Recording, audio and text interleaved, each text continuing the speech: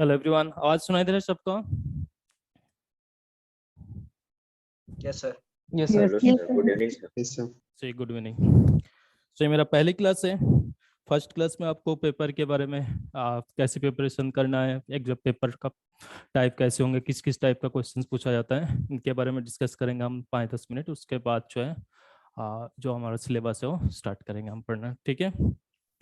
So first of all, cordial and warming welcome to Care Endeavor, and this is my first class, and every first class I always start with a small quotation.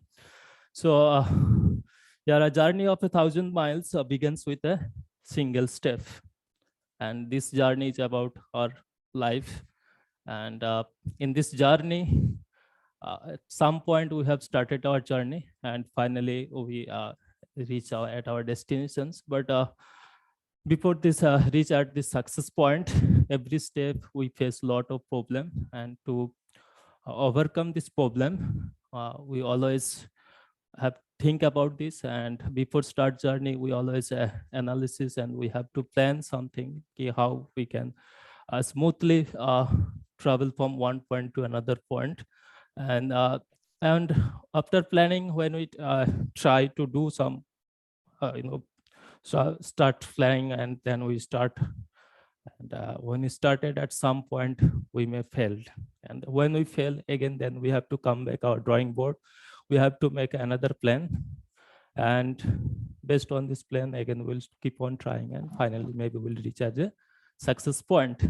So at this moment, your goal may be to be a scientist in ISRO.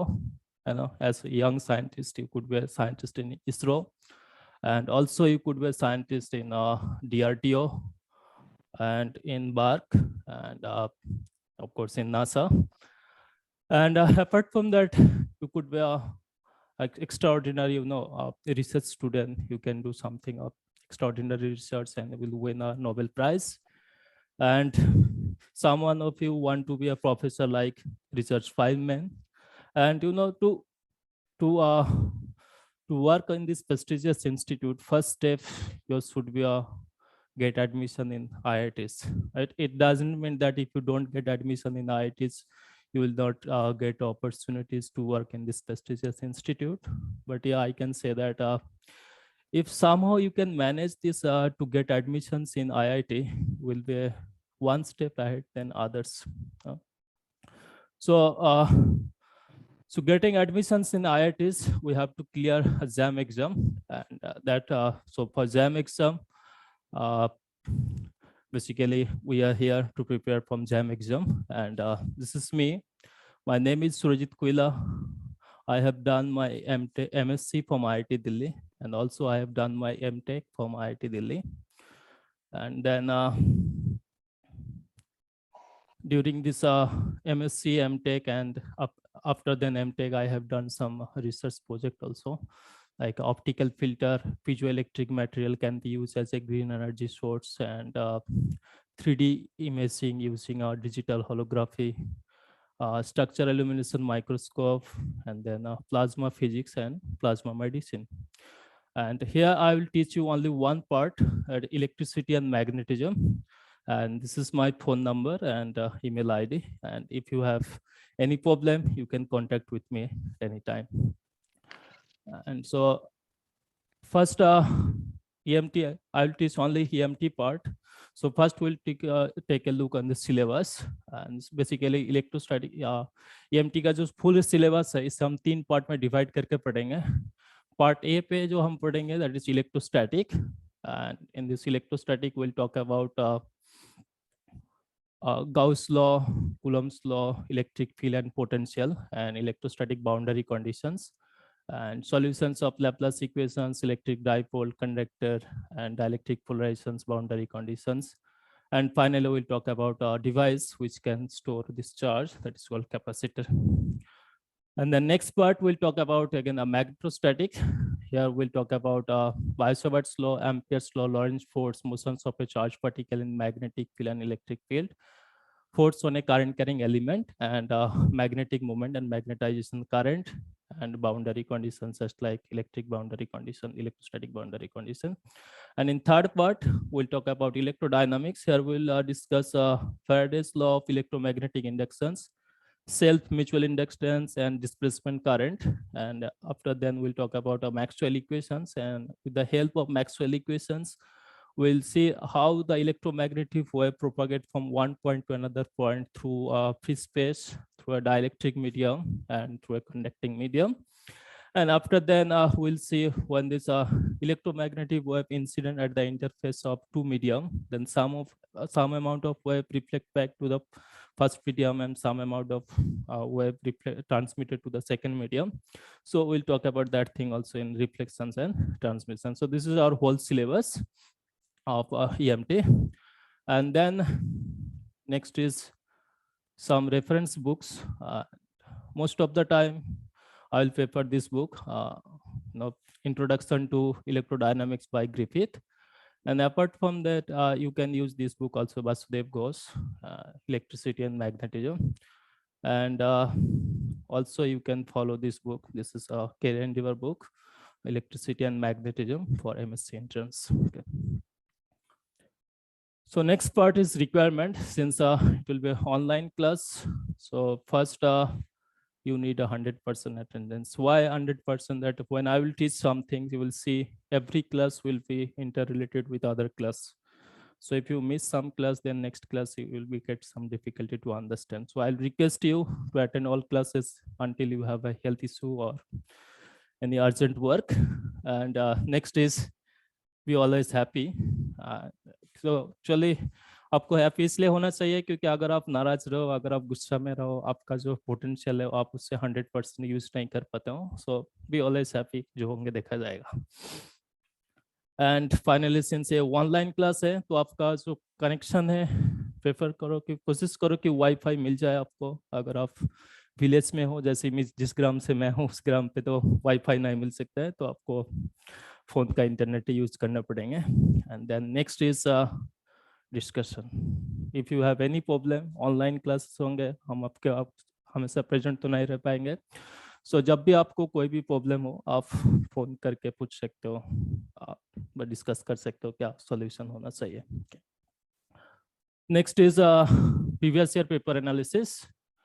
सो इसमें जो है last 2-3 साल का paper का जो marks है उसे हम एवरेज आउट करके एक मार्क्स डिस्ट्रीब्यूट लिखा है, यहाँ पे डिस्ट्रीब्यूशंस लिखा हमने.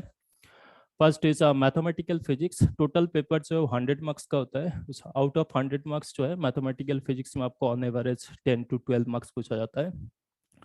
Then modern physics around 11 marks, and then mechanics around 14 to 16 marks, and then and thermo and statistical mechanics again 14 to 16 marks, and then EMT same around 14 to 16 marks, and oscillations and optics 14 marks, and then solid state ये कभी 2 questions कभी 3 questions पूछता है, तो on average आप 6 marks मान लीजिए यहाँ पे.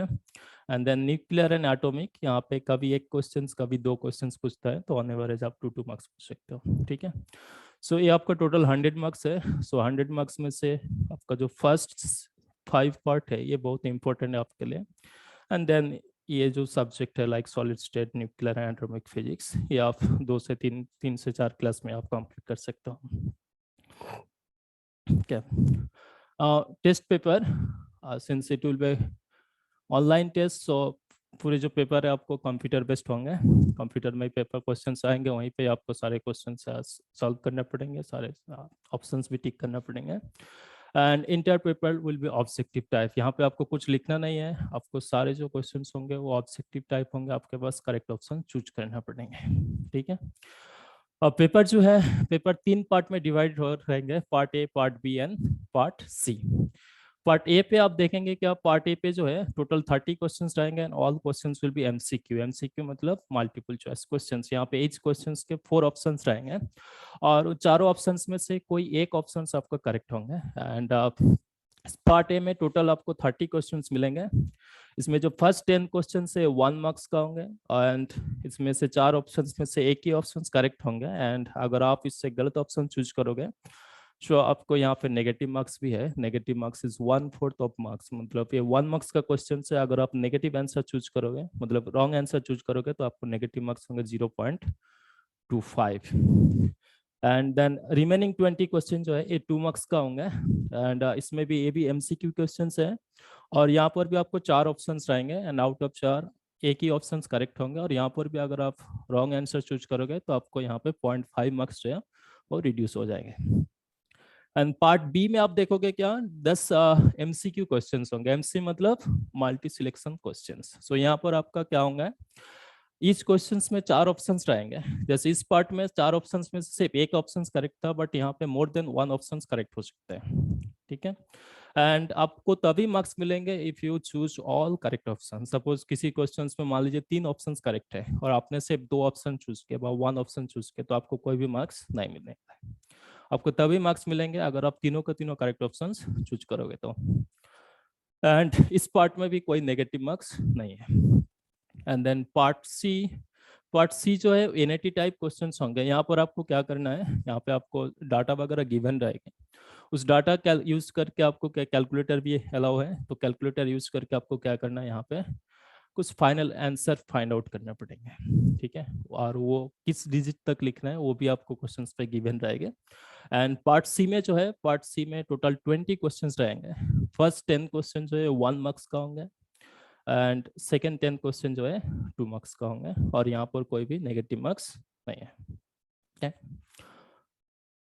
नेक्स्ट पार्ट जो है ये आप हमेशा ही फॉलो करोगे जब भी कोई क्लास अटेंड करोगे। यहाँ पे आप whenever you attend this class make a proper notes, क्योंकि आप किताब में आपको मिलेंगे सब कुछ, ऐसे नहीं कि जो हम यहाँ पर पढ़ाएंगे वो आपको किसी किताब में नहीं मिलेंगे, but the way we will teach, एक के साथ दूसरे को कोरिलेट करके, एंड इतने आसान से आप शायद किसी किताब में नहीं मिलेंगे। और सारे टॉपिक जो हम पढ़ाएंगे वो किसी एक किताब में भी आपको नहीं मिलेंगे।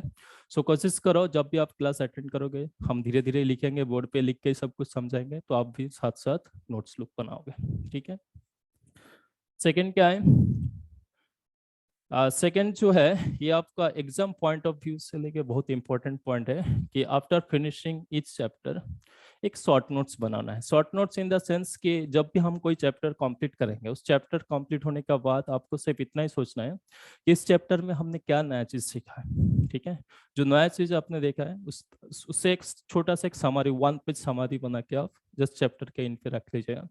इससे आपको अभी लग रहा होंगे इसका क्या मतलब इम्पोर्टेंस है, बट जब आप फाइनल एग्जाम देने जाओगे, जैसे जो अभी हमारा पुराना स्टूडेंट है उनसे पूछेगा, लोग यही बताएंगे कि शॉर्ट नोट्स का बहुत इंपॉर्टेंस है किसी भी एग्जाम क्लियर करने के लिए, ठीक है। मैं कोई भी चीज़ अगर आप सिस्टमेटिक वे में पढ़ोगे तो आप एग्जाम में बहुत अच्छे से क्वेश्चन सॉल्व कर पाओगे, लेकिन अगर रैंडम वे में पढ़ोगे तो आप हो सकता है उतना अच्छा आपका आउटपुट ना हो। And third is mock test. और एक तो हम क्लास में भी टेस्ट लेंगे, साथ साथ में हमारा वेबसाइट में भी जो है ऑनलाइन टेस्ट अवेलेबल है। जो लोग क्लास अटेंड करेंगे उनके लिए ऑनलाइन पे जो टेस्ट है वो फ्रीली अवेलेबल होंगे। सो आपको पासवर्ड एंड प्रोवाइड कर दे जाएंगे। सो अगर आप उस पासवर्ड यूज करके जो भी आपका कोई सब्जेक्ट कंप्लीट हो जाए, लाइक से ईएमटी हमने पढ़ा है, ईएमटी मान लीजिए आपका कंप्लीट हो गया, तो जब भी आपको टाइम मिले सो आप मॉक टेस्ट दीजिएगा। मॉक टेस्ट देने से क्या होंगे, हम क्लास में कुछ भी चीज़ पढ़ाएंगे और फिर आप उससे समझोगे, एंड आपका अंडरस्टैंडिंग लेवल चेक करने के लिए आप जब टेस्ट दोगे तभी आपको पता चलेंगे कि आपने कितना सीखे, ठीक है। एंड इनिशियली में भी आपको उतना ज़्यादा अच्छा मार्क्स नहीं मिलेंगे, लेकिन धीरे धीरे जैसे आप एग्जाम देने जाओगे, देते रहोगे, सो फाइनली आप देखोगे जो आपका मार्क्स है वो धीरे धीरे इम्प्रूव होते रहेंगे, ठीक है। And then next part is of course इतना सारे कोचिंग सेंटर है, उनमें से आप कैरियर एंडेवर क्यों चूज करोगे। फर्स्ट जो है कैरियर एंडेवर में जो है बहुत सारे टीचर हैं, लगभग 7 टीचर हैं जो आपको होल सब्जेक्ट पढ़ाएंगे, पूरे फिजिक्स का जो सिलेबस है वो कंप्लीट करेंगे।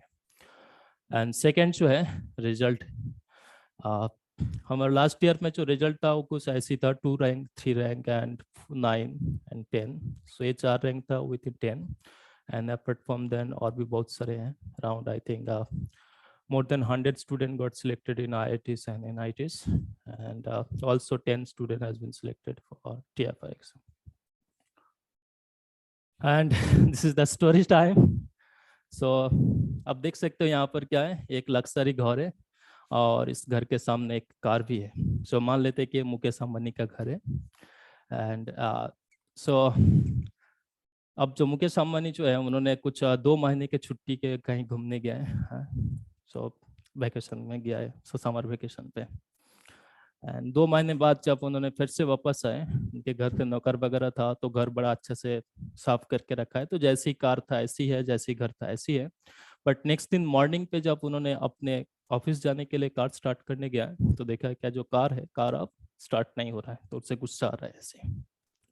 सो जब उन्होंने देखा क्या है कि कार क्यों नहीं ऑन हुए, सो उन्होंने देखा कि कार में जो बैटरी था उस बैटरी एक्चुअली क्या है, खराब हो चुका था। सो अब क्वेश्चन अराइज होता है कि ये जो बैटरी है, ये कार जो है, कार स्टार्ट क्यों नहीं हुआ था, why car did not start. So answer क्या मिला उनको कि जो बैटरी है, बैटरी डैमेज हो चुका था, राइट। नेक्स्ट क्वेश्चन जो है उन्होंने पूछा अपने आप को कि इस बैटरी क्यों डैमेज हो गया था, क्योंकि उन्होंने 2 महीने के छुट्टी में किया था घूमने के लिए, and during this 2 month nobody has used this car, so जिसकी वजह से क्या हुआ, जो बैटरी है, बैटरी डाउन हो चुका था। So moral of the story क्या है, देखो भगवान हम सबको कुछ ना सोचने के लिए कुछ ना कुछ दिमाग दिया है, लेकिन अगर हम इस दिमाग को यूज ना करें सो ये पढ़े पढ़े क्या होंगे, खराब हो जाएंगे। सो सेम यहाँ पर भी जैसे हुआ है, देखो उनके कार तो था, कार में बैटरी भी था, बट जब उन्होंने बैटरी यूज नहीं किया तो बैटरी जो है वो खराब हो चुका था। So moral of the story है, if you don't use it then you will lose it. So बोलने का मतलब ये है, आप लोग कॉलेज में भी जाते हो, वहां पर भी आपको असाइनमेंट मिलता है, हम भी यहाँ पे बहुत कुछ पढ़ाएंगे, आपको सिखाएंगे सारी चीजें, कुछ क्वेश्चंस हम सॉल्व कर देंगे, सिमिलर टाइप क्वेश्चन जो आपको एज ए होमवर्क की तरफ देंगे, आप कोशिश करो कि उसे सॉल्व करने के लिए, ठीक है, ना होंगे आप डिस्कस कर लीजिए, लेकिन एटलीस्ट आप ट्राई तो करिए। अगर आप ट्राई ना करोगे तो आपके अंदर जो दिमाग है, आपका जो दिमाग है वो काम नहीं करेंगे कभी, ठीक है। सो ये आप ध्यान रखिएगा, ठीक है, if you don't use it then you will lose it. Finally, how to learn something in a effective way. So देखो, जब भी कोई चीज आप सीखते हो, अगर आप केयरफुली ऑब्जर्व करो, सबसे पहले आप क्या करते हो, जैसे छोटे बच्चे को भी हम कुछ सिखाते हैं तो सबसे पहले वो सुनता है ना। सुनने का मतलब क्या है, वो इंफॉर्मेशन गैदर कर रहा है, तो same way we can say कि first we need a input, है ना, वी नीड इनपुट। यहाँ पर हम क्या करेंगे, यहाँ पर आपको नया नया कॉन्सेप्ट सिखाएंगे, सो जो आपको इनपुट हमारी तरफ से दिया जाएगा, ठीक है, आप अच्छे से प्रॉपर तरीके से नोट्स बना के रखोगे उससे। नेक्स्ट पार्ट आपको क्या करना है, एनालिसिस, ये आपके ऊपर डिपेंड कर रहा है, ठीक है। इनपुट्स आपको यहाँ से मिलेंगे, आप एनालिसिस जो है, एनालिसिस यहाँ पर क्या है, आपको बार बार उस सब्जेक्ट को रिवाइज करना है, ठीक है। एंड जितना बार आप रिवाइज करोगे, आपका अंडरस्टैंडिंग लेवल देखोगे उतना ही अच्छा रहेगा। एंड फाइनली क्या है, आउटपुट। आउटपुट कैसे मिलेगा आपको, आउटपुट लेने के लिए आपको क्या करेंगे, यहाँ पर हम, अब जब भी कोई चीज चैप्टर हम पढ़ाएंगे, जैसे इलेक्ट्रोस्टैटिक पढ़ाएंगे तो इलेक्ट्रोस्टैटिक कंप्लीट होने के बाद एक टेस्ट लिया जाएगा, सो उस टेस्ट से आपको पता चलेंगे कि आपने कितना सीखा है। लेकिन ये जो आउटपुट है, इस आउटपुट देखो इन दोनों स्टेप के ऊपर डिपेंड कर रहा है, एक है इनपुट, दूसरा है एनालिसिस। सो इनपुट आपको यहाँ से मिलेगी, आई होप जो भी आपका सिलेबस है वो सिलेबस अच्छे से तरीके से आपको कंप्लीट कर दिया जाएगा with in time period. And next part जो है एनालिसिस पार्ट, ये आपके ऊपर डिपेंड करेगा, ठीक है, क्योंकि लास्ट ईयर में भी हमने बहुत सारे स्टूडेंट को पढ़ाया, उनमें से हमारा बहुत अच्छा रैंक भी आया, उनमें से कुछ स्टूडेंट भी है जिनका सिलेक्शन भी नहीं हुआ। सो इस डिपेंड करता है कि इस एनालिसिस पार्ट के ऊपर आप कितना एफर्ट डाल रहे हो, इस जो भी इनपुट आपको दिया गया उस इनपुट को एनालिसिस करने के लिए, उसे आउटपुट में कन्वर्ट करने के लिए, ठीक है। So analysis part is very important, analysis in the sense other way you can say revise, so you आपको बार बार इससे क्या करना है, रिवाइज करना पड़ेंगे, ठीक। And then sir finally, patience, perfection and perseverance is the key to success. So do hard work and be patient and achieve your goal. And happy new year. दो ओमिक्रॉन हमारे पीछे भाग रहा है, but still we can say at the end of this year it will be happy year. So आप यहीं पे खत्म होता है, आप अगर किसी का कुछ क्वेश्चन है तो बताओ, अदरवाइज जो है हम इलेक्ट्रोस्टैटिक पार्ट स्टार्ट करेंगे। सर हाँ बोलो। सर ये 7 सब्जेक्ट पढ़ाएंगे? नहीं, पूरे सब्जेक्ट ही आपको पढ़ाए जाएंगे यहाँ पे, ठीक है, सारे जो है या जो भी आपका जैम का जो होल सिलेबस है फिजिक्स का, वो सारे सब्जेक्ट आपको कंप्लीट कर जाएंगे। एंड इस सब्जेक्ट जो है डिफरेंट डिफरेंट टीचर पढ़ाएंगे। मैं सिर्फ आपको एक ही टॉपिक पढ़ाऊंगा, that is electricity and magnetism. ठीक है, सर न्यूक्लियर और पार्टिकल वो भी आपको पढ़ाए जाएंगे। पार्टिकल फिजिक्स देखो जैम के सिलेबस में उतना है नहीं, अगर आप देखोगे तो, है ना। तो न्यूक्लियर फिजिक्स जो है वही आपको सबसे ज्यादा पढ़ाए जाएंगे, क्योंकि जैम का जो मोस्ट ऑफ द क्वेश्चंस है वो आपको nuclear structure and radio activity part से ही पूछा जाता है। पार्टिकल फिजिक्स आज तक तो जैम में कभी नहीं पूछा है। ठीक है, सर टेपर में टीएफआर में जो भी पूछा जाता है, टीएफआर में भी देखोगे 1 से 2 क्वेश्चंस पूछता है। ठीक है, और I thought most of the time जो पूछा जाता है वो भी रेडियो एक्टिव क्वेश्चन ही पूछा जाता है, रेडियो एक्टिविटीज। पार्टिकल फिजिक्स जो है वो पार्ट सी में आता है, जो एक्चुअली पीएचडी स्टूडेंट के लिए है, वो आपके लिए नहीं है। आपके लिए टीएफआर में टोटल 3 पार्ट होता है पेपर में, part A, part B and part C. So part A PhD and integrated PhD दोनों के लिए कॉमन है, but part B and part C जो है, पार्ट बी है इंटीग्रेटेड पीएचडी के लिए, मतलब जो स्टूडेंट एमएससी प्लस पीएचडी करेंगे उनके लिए है। और कुछ स्टूडेंट जो है एमएससी के बाद से पीएचडी के लिए एंट्रेंस देते हैं, उनके लिए पार्ट सी है। और पार्ट सी में देखोगे हमेशा आपको जो है वो पार्टिकल फिजिक्स से क्वेश्चंस पूछा जाता है, तो आपको उसके लिए डरने का जरूरत नहीं है।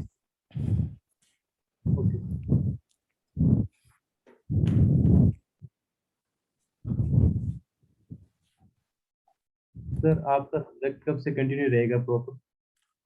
हाँ देखो, अभी अगर स्टार्ट होंगे तो 1-2 दिन तो डेमो क्लास चलेंगे, उसके बाद जो है ईएमटी कंटिन्यू चलेंगे। ठीक है,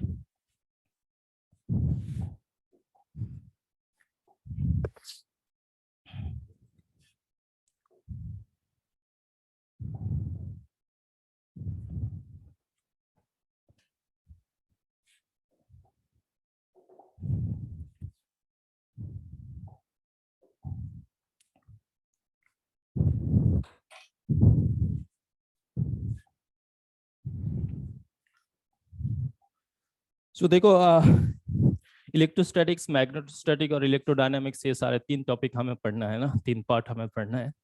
बट इन तीनों पार्टों में से जो मेन इंपॉर्टेंट पॉइंट हमें सबसे पहले डिस्कस करना है, जब भी हम देखोगे आगे हम डिस्कस करेंगे, आपको क्या पूछा जाएंगे। बेसिक प्रॉब्लम अगर आप देखोगे इलेक्ट्रोस्टैटिक मैग्नेटोस्टैटिक में, आपको कुछ चार्ज डिस्ट्रीब्यूशंस गिवन रहेंगे, उसके वजह से इलेक्ट्रिक फील्ड, पोटेंशियल, फोर्स, ये सब पूछा जाएंगे। कुछ करंट डिस्ट्रीब्यूशंस गिवन रहेंगे, उसके वजह से आपको कुछ मैग्नेटिक फील्ड पूछा जाएंगे। लेकिन जो करंट डिस्ट्रीब्यूशंस है वो आप 12th क्लास में जो पढ़े हैं आप थोड़े से डिफरेंट होंगे। 12th क्लास में आपने सिंपली एक स्टेट वायर के वजह से पूछा है, फाइंड आउट किया हमने, और मे बी मतलब जो सिंपल केसेस है उस केस का आप 12th क्लास में फाइंड आउट किया। बट इन बीएससी जो सिलेबस है वो थोड़े से डिफरेंट है। यहाँ पर आपका चार्ज डिस्ट्रीब्यूशन जो है एंड इलेक्ट्रिक फील्ड का जो वेरिएशन है, आप सिर्फ यूनिफॉर्म नहीं, यहाँ पर नॉन यूनिफॉर्म भी गिवन रहेंगे। सो जब भी हम किसी प्रॉब्लम यहाँ पर सॉल्व करने जाएंगे तो आप देखोगे क्या सबसे जो इम्पोर्टेंट टॉपिक हमें यूज, कॉन्सेप्ट हमें यूज करना पड़ेंगे, वो है coordinate system. Without coordinate system I hope physics का क्वांटम थ्योरी छोड़ के, लाइक क्वांटम पार्ट छोड़ के, और nuclear physics and thermodynamics, thermodynamics में भी कोऑर्डिनेट सिस्टम है but in terms of PV में है। अदरवाइज जो है आपको हर जगह पे कोऑर्डिनेट सिस्टम यूज होता है। मैकेनिक्स तो विदाउट कोऑर्डिनेट सिस्टम पॉसिबल ही नहीं है। सेम वे ईएमटी जो है, ईएमटी भी विदाउट कोऑर्डिनेट सिस्टम आप अच्छे से सॉल्व नहीं कर पाओगे, आपको अच्छे से समझ में भी नहीं आएंगे। ठीक है, सो इस इलेक्ट्रोस्टैटिक्स, मैग्नेटोस्टैटिक्स और इलेक्ट्रोडायनामिक्स अच्छे से समझने के लिए फर्स्ट 2 3 क्लास जो है हम सिर्फ कोऑर्डिनेट सिस्टम एंड जो बेसिक मैथमेटिक्स है जो हम बार बार यूज करते जाएंगे लेकिन जब भी हम स्टार्ट करेंगे इलेक्ट्रोस्टैटिक, मैग्नेटोस्टैटिक्स, सो इन सब मैथमेटिक्स के बारे में हम पहले थोड़े बहुत डिस्कस कर लेंगे। ठीक है, सच दैट आपको बाद में जब हम इस मैथमेटिकल फॉर्म यूज करेंगे आपको कुछ प्रॉब्लम ना हो। ठीक है, तो इन सबसे पहले जो हमें पढ़ना है that is coordinate system.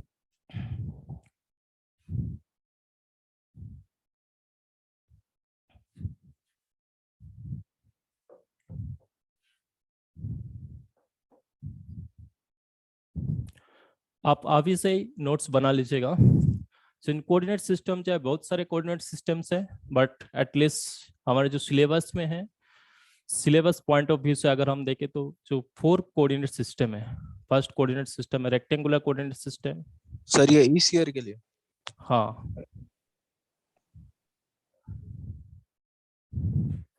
Rectangular coordinate system,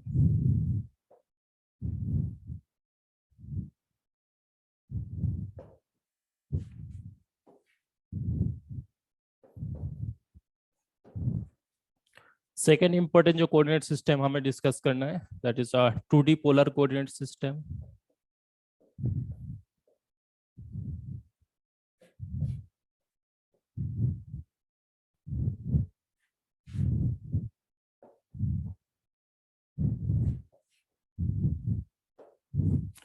third जो हम डिस्कस करेंगे यहाँ पे that is 3D polar coordinate system, but you can say it's a spherical polar coordinate system.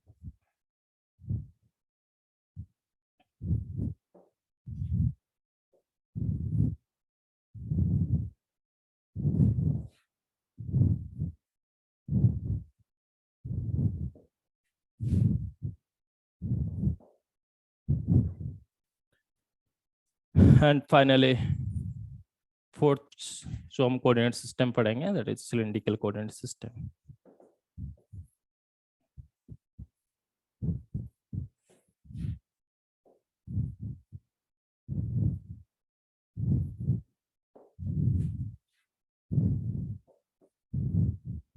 ठीक है।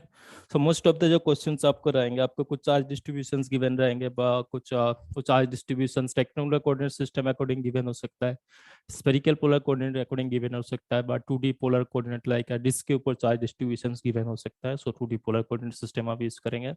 जब स्फीयर के ऊपर चार्ज डिस्ट्रीब्यूशंस रहेंगे हम स्फेरिकल पोलर कोऑर्डिनेट यूज करेंगे, और जब सिलेंडर के ऊपर चार्ज डिस्ट्रीब्यूशंस गिवन रहेंगे हम तब सिलिंड्रिकल कोऑर्डिनेट सिस्टम यूज करेंगे। सो इस चार कोऑर्डिनेट सिस्टम एटलीस्ट हमें अच्छे से समझना है। एंड जब हम डिस्कस करेंगे देखोगे जो सबसे मेन इंपॉर्टेंट चीजें हमें यहाँ पर डिस्कस करना है कि इन चारों कोऑर्डिनेट सिस्टम में जो है क्या क्या वेरिएबल होता है ये हमें देखना है, एंड साथ में उस वेरिएबल के साथ जो एसोसिएटेड यूनिट वेक्टर है उनके डायरेक्शन किस डायरेक्शन बराबर होता है ये हमें देखना है। एंड साथ में हमें एक समटाइम्स देखोगे हमें इंटीग्रेशन करना होता है, लाइन इंटीग्रल के लिए हम एलिमेंटरी लेंथ कंसीडर करता हूँ। सो डिफरेंट कोऑर्डिनेट सिस्टम में एलिमेंटरी लेंथ कैसे हम फाइंड आउट करेंगे, एंड साथ में जब हमें फ्लक्स पूछा जाएंगे, इलेक्ट्रिक फील्ड गिवन रहता है, फ्लक्स पूछा जाता है तो उसके लिए हमें एलिमेंटरी एरिया चाहिए होता है।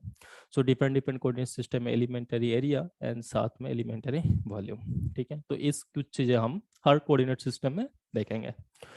तो सबसे पहले जो आज हम कोऑर्डिनेट सिस्टम डिस्कस करेंगे वो है रेक्टेंगुलर कोऑर्डिनेट सिस्टम।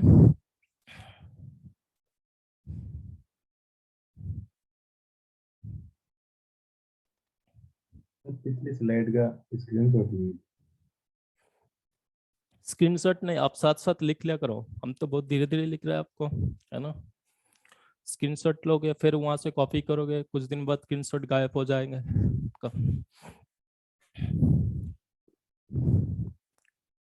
ओके नहीं सर, क्लास के बाद नोट्स नोट लेंगे। हाँ, नोट्स ही बना लो साथ साथ, थोड़ी जल्दी बना लो बस।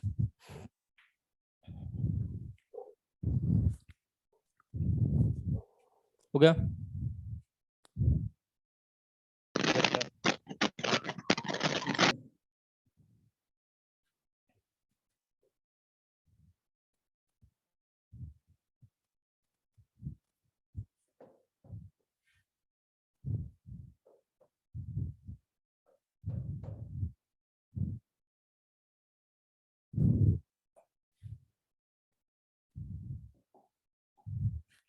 Rectangular coordinate system I hope आप लोग 12th क्लास से भी थोड़े बहुत पढ़ के हुए आ रहे हैं। सो इन रेक्टेंगुलर कोऑर्डिनेट सिस्टम में बेसिकली क्या होता है, तीन ऑर्थोगोनल एक्सिस मान लिया जाता है। इन तीनों एक्सिस को क्या क्या नाम बुलाया जाता है, x axis, y axis and z axis. ठीक है, x axis, y axis and z axis.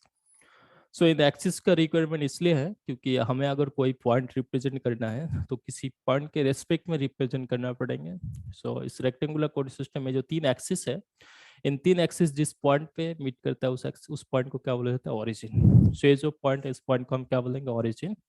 सो इस कोऑर्डिनेट सिस्टम में किसी भी पॉइंट को जब हम रिप्रेजेंट करेंगे with respect to this origin, in general this origin होंगे। एंड अपार्ट फ्रॉम दैट अगर किसी दूसरे पॉइंट के रेस्पेक्ट में आपको पूछा जाए तो आपको गिवन रहता है कि किस पॉइंट के रेस्पेक्ट में बताना है। ठीक है, सो इस केस में हम इनिशियली जो मानेंगे इस ओरिजिन के रेस्पेक्ट में किसी भी पॉइंट को रिप्रेजेंट करेंगे। ठीक है, so rectangular coordinate system basically तीन ऑर्थोगोनल एक्सिस होता है, x axis, y axis and z axis. And इस एक्सिस बराबर जो यूनिट वेक्टर होता है, इस यूनिट वेक्टर को हम आई कैप से रिप्रेजेंट करते हैं। वाई एक्सिस बराबर यूनिट वेक्टर जे कैप से, एंड जेड एक्सिस बराबर यूनिट वेक्टर के कैप से रिप्रेजेंट करता हूँ। ठीक है। एंड इस यूनिट वेक्टर, इसका यूनिट वेक्टर मतलब मैग्नीट्यूड देखोगे, मैग्नीट्यूड क्या होना चाहिए 1। एंड यूनिट वेक्टर मतलब इसका एक डायरेक्शन होंगे, और किस चीज का डायरेक्शन रिप्रेजेंट करता है कि एक्स जो वेरिएबल है ये किस एक्सिस बराबर किस डायरेक्शन पे इंक्रीज हो रहा है उस डायरेक्शन रिप्रेजेंट करेंगे, वाई किस डायरेक्शन पे इंक्रीज होंगे वो रिप्रेजेंट करेंगे जे कैप से, और जेड किस डायरेक्शन पे इंक्रीज होंगे वो रिप्रेजेंट करेंगे के कैप से। ठीक। अब इस कोऑर्डिनेट सिस्टम अकॉर्डिंग अगर हम स्पेस में कोई भी एक पॉइंट जो है, इस पॉइंट को हम किससे रिप्रेजेंट करते हैं, एक्स वाई एंड जेड से। ठीक है, ये मान लीजिए स्पेस में कोई भी एक पॉइंट है, इस पॉइंट को जो है, इस पॉइंट को हम किससे रिप्रेजेंट करते हैं, इस पॉइंट मान लीजिए जैसे P, इस P पॉइंट का जब हम कोऑर्डिनेट रखेंगे with respect two rectangular coordinate system, हम क्या लिखते हैं इसे x y एंड z। तो इस x y z का मतलब क्या है कि अगर हम इस ओरिजिन के साथ, ये जो ओरिजिन है, ओरिजिन से लेके इस पॉइंट तक का अगर हम कनेक्ट करें, ये जो हमें एक वेक्टर मिलेगा, ठीक है, इस वेक्टर का x एक्सिस के ऊपर प्रोजेक्शन, y एक्सिस के ऊपर प्रोजेक्शन एंड z एक्सिस के ऊपर जो प्रोजेक्शन होंगे, इस प्रोजेक्शन का वैल्यू क्या होना चाहिए, x y एंड z। ठीक है, x y and z। So once आपको ये पता है कि इस पॉइंट का जो कोऑर्डिनेट है x y z, इसका मतलब क्या होंगे कि इस r वेक्टर का अगर हम z एक्सिस के ऊपर प्रोजेक्शन ले, मतलब यहाँ से अगर हम z एक्सिस के ऊपर एक परपेंडिकुलर लाइन ड्रॉ करें, तो यहाँ से ये जो डिस्टेंस है, इस डिस्टेंस को हम क्या लिखेंगे z। एंड इस r वेक्टर का अगर हम एक्स वाई प्लेन पे प्रोजेक्शन ले तो ये होंगे, और इसका जो है एक्स एक्सिस के ऊपर अगर हम प्रोजेक्शन लिखेंगे, सो ये जो यहाँ से लेके यहाँ तक का जो लेंथ होगा, इस लेंथ को हम किससे रिप्रेजेंट करेंगे, एक्स से। सेम वे यहाँ से अगर हम एक परपेंडिकुलर लाइन ड्रॉ करें, सो यहाँ से लेके इस परपेंडिकुलर लाइन वाई एक्सिस को जिस पॉइंट पे कट करेंगे, डिस्टेंस क्या होना चाहिए वाई। ठीक है, सो इस आर वेक्टर है, आर वेक्टर का जेड एक्सिस के ऊपर प्रोजेक्शन होंगे जेड, एक्स एक्सिस के ऊपर प्रोजेक्शंस होंगे एक्स, एंड वाई एक्सिस के ऊपर प्रोजेक्शंस अगर वाई हो, तब इस पी पॉइंट का कोऑर्डिनेट हम क्या लिखेंगे, एक्स वाई एंड जेड। ठीक। अब क्या है, अब इस पी पॉइंट के जस्ट एक नियर बाय और एक पॉइंट अगर हम कंसीडर करें, क्यू पॉइंट, और इस क्यू पॉइंट जो है, इस क्यू पॉइंट पे एक्स कोऑर्डिनेट, वाई कोऑर्डिनेट और जेड कोऑर्डिनेट अगर हम देखें, ठीक है, एक्स कोऑर्डिनेट, वाई कोऑर्डिनेट और जेड कोऑर्डिनेट अगर हम देखें, तो मान लीजिए क्यू कोऑर्डिनेट जो है एक्स इंक्रीज होकर एक्स प्लस डी एक्स हो गया, वाई इंक्रीज होकर वाई प्लस डी वाई हो गया, एंड जेड इंक्रीज होकर जेड प्लस डी जेड हो गया। ठीक है, सो यहाँ पे d x d y d z क्या है, एक्स एक्सिस बराबर smallest increment, same y axis बराबर smallest increment and z axis बराबर स्मॉलेस्ट इंक्रीमेंट। सो इससे पहले यहाँ तक x था, अगर x को हम dx से इंक्रीज करें तो ये पॉइंट यहाँ से शिफ्ट हो जाएंगे, y को dy से इंक्रीज करेंगे तो यहाँ पर शिफ्ट हो जाएंगे, और z से z पॉइंट को अगर हम शिफ्ट करें तो यहाँ पर डिस्प्लेस हो जाएंगे। सो आप ये जो ये जो वेक्टर होंगे, इस पॉइंट से लेके इस पॉइंट का जो वेक्टर है, इस वेक्टर का अगर हम z एक्सिस के ऊपर प्रोजेक्शन लें तो इस प्रोजेक्शन का लेंथ क्या होना चाहिए, z plus d z, and वो एक्स एक्सिस के ऊपर प्रोजेक्शन क्या होना चाहिए, x plus d x, and y axis के ऊपर projection y plus d y. ठीक है, डी वाई। अब हम यहाँ पे क्या लिखते हैं कि वंस आपको इस ओरिजिन का कोऑर्डिनेट पता है, ओरिजिन का कोऑर्डिनेट क्या होना चाहिए यहाँ पे, x is 0, y is 0, z is 0। So with respect to this origin अगर हम इस p पॉइंट का पोजीशन वेक्टर लिखने चाहे, ठीक है, पोजीशन वेक्टर, सो यहाँ पर लिखो कि the position vector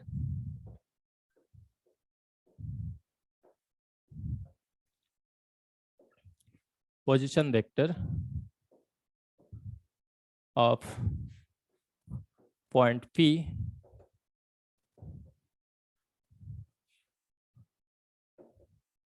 with respect to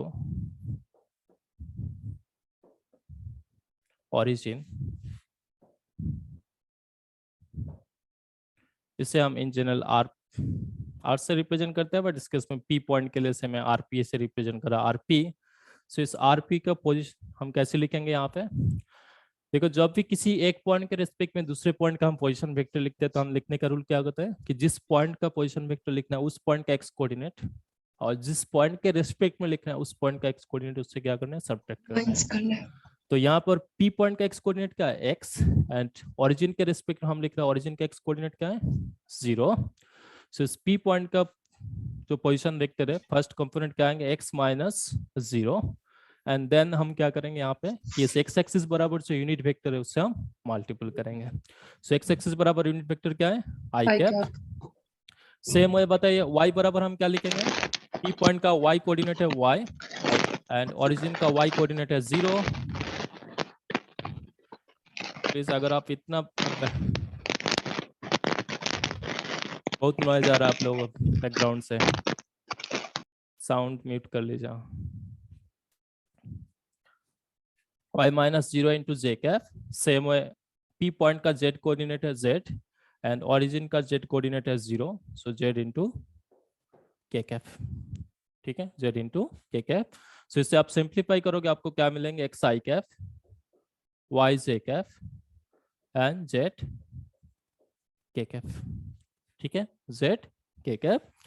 so in the same way अगर आप Q पॉइंट का पोजीशन वेक्टर लिखने चाहोगे with respect to this origin, क्या लिखोगे?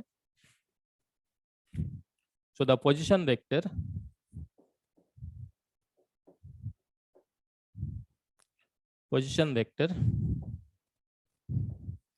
of point Q with respect to origin इसे अगर हम आर क्यू लिखें, सो आप बताइए आर क्यू अपने अपने नोटबुक में लिखो, क्या लिखोगे? क्यू पॉइंट का देखो एक्स कोऑर्डिनेट क्या है, x plus d x, y plus d y and z plus d Z.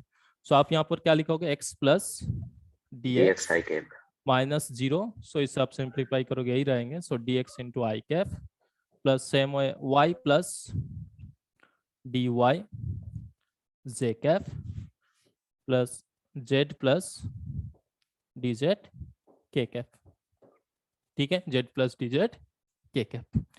अब देखो हमने Q पॉइंट को क्या बोला गया था कि P पॉइंट एक पॉइंट माना था जिसका कोऑर्डिनेट था x y z and Q point जो है जस्ट नियर बाय पॉइंट किसका, P पॉइंट का। ठीक है, सो P और Q के बीच में जो डिस्टेंस है that distance is very very small. So small distance को हम एक्चुअली क्या बोलेंगे, elementary length in rectangular coordinate system. So अगर हम इस ओरिजिन के रेस्पेक्ट में P पॉइंट का पोजीशन वेक्टर हमें पता है, इस ओरिजिन के रेस्पेक्ट में हमें Q पॉइंट का पोजीशन वेक्टर पता है। सो ये यहाँ पर एक छोटा सा एक वेक्टर क्रिएट हुआ जिससे हम क्या बोल रहे हैं, elementary vector, elementary length vector. So इस एलिमेंटरी लेंथ वेक्टर का वैल्यू अगर हम सर dr लिखे तो इस dr का वैल्यू आप क्या लिखोगे, कैसे लिखोगे? देखो आपको Q पॉइंट का पोजीशन वेक्टर पता है, आपको R पॉइंट का पोजीशन वेक्टर पता है, तो अगर आप Q से RP सब्ट्रैक्ट कर दोगे क्या आपका इस वेक्टर मिल जाएगा, dr वेक्टर? Yes sir. हाँ, सो ये जो dr वेक्टर है, इस dr वेक्टर को हम क्या बोलेंगे, elementary length, elementary length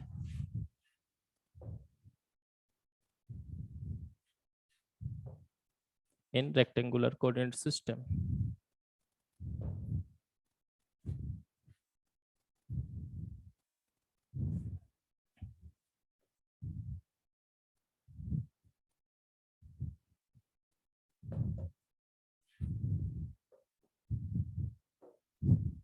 So क्या लिखोगे आप, इससे हम dr वेक्टर लिखते हैं in general. So dr equals to आप लिखोगे क्या, r q vector minus r p vector.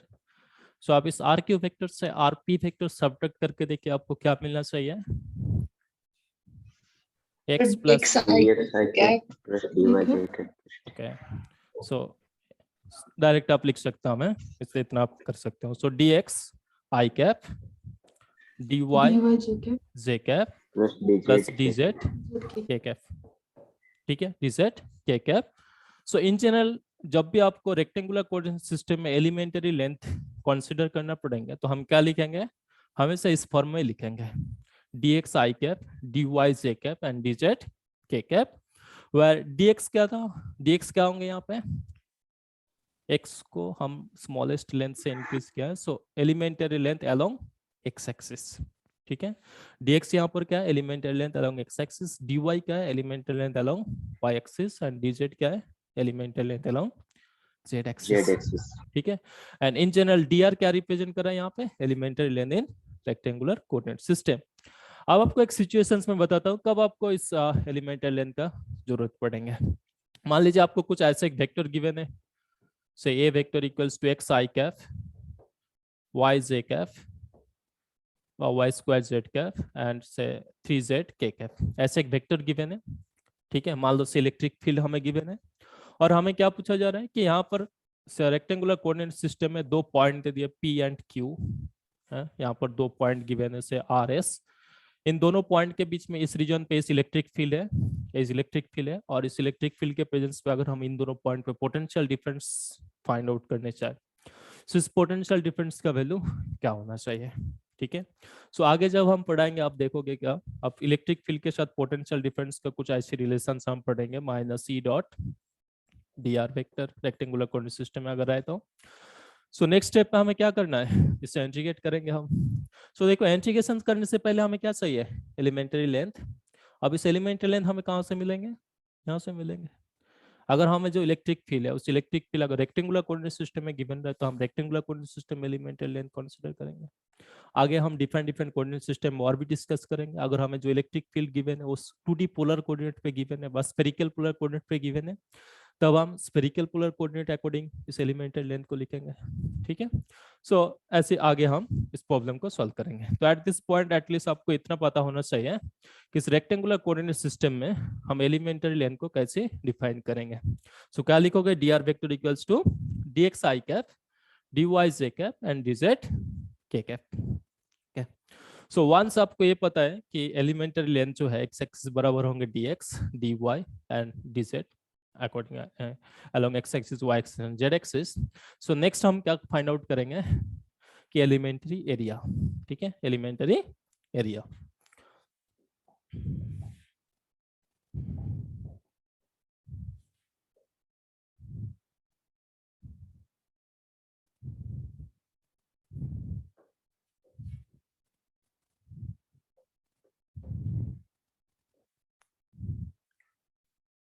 तो इस एलिमेंट्री एरिया हमें जो जरूरत पड़ेंगे मोस्ट ऑफ द टाइम जब हम प्रॉब्लम सॉल्व करोगे, देखोगे आपको एक स्क्वायर सरफेस गिवन रहता है, बाय एक रेक्टेंगुलर सरफेस गिवन रहेगी, बाय क्यूब गिवन रहेगी। सो इन जनरल 3D अगर हम देखें, सो क्यूब के सरफेस के ऊपर अगर हम डिफरेंट डिफरेंट सरफेस में एरिया फाइंड आउट करना सीख जाए, सो हमें कोई भी सरफेस गिवन रहे उस सरफेस के ऊपर हम एलिमेंट्री एरिया आसानी से कैलकुलेट कर सकता हूँ। तो इसलिए हम यहाँ पर एक क्यूब ड्रॉ करेंगे सबसे पहले।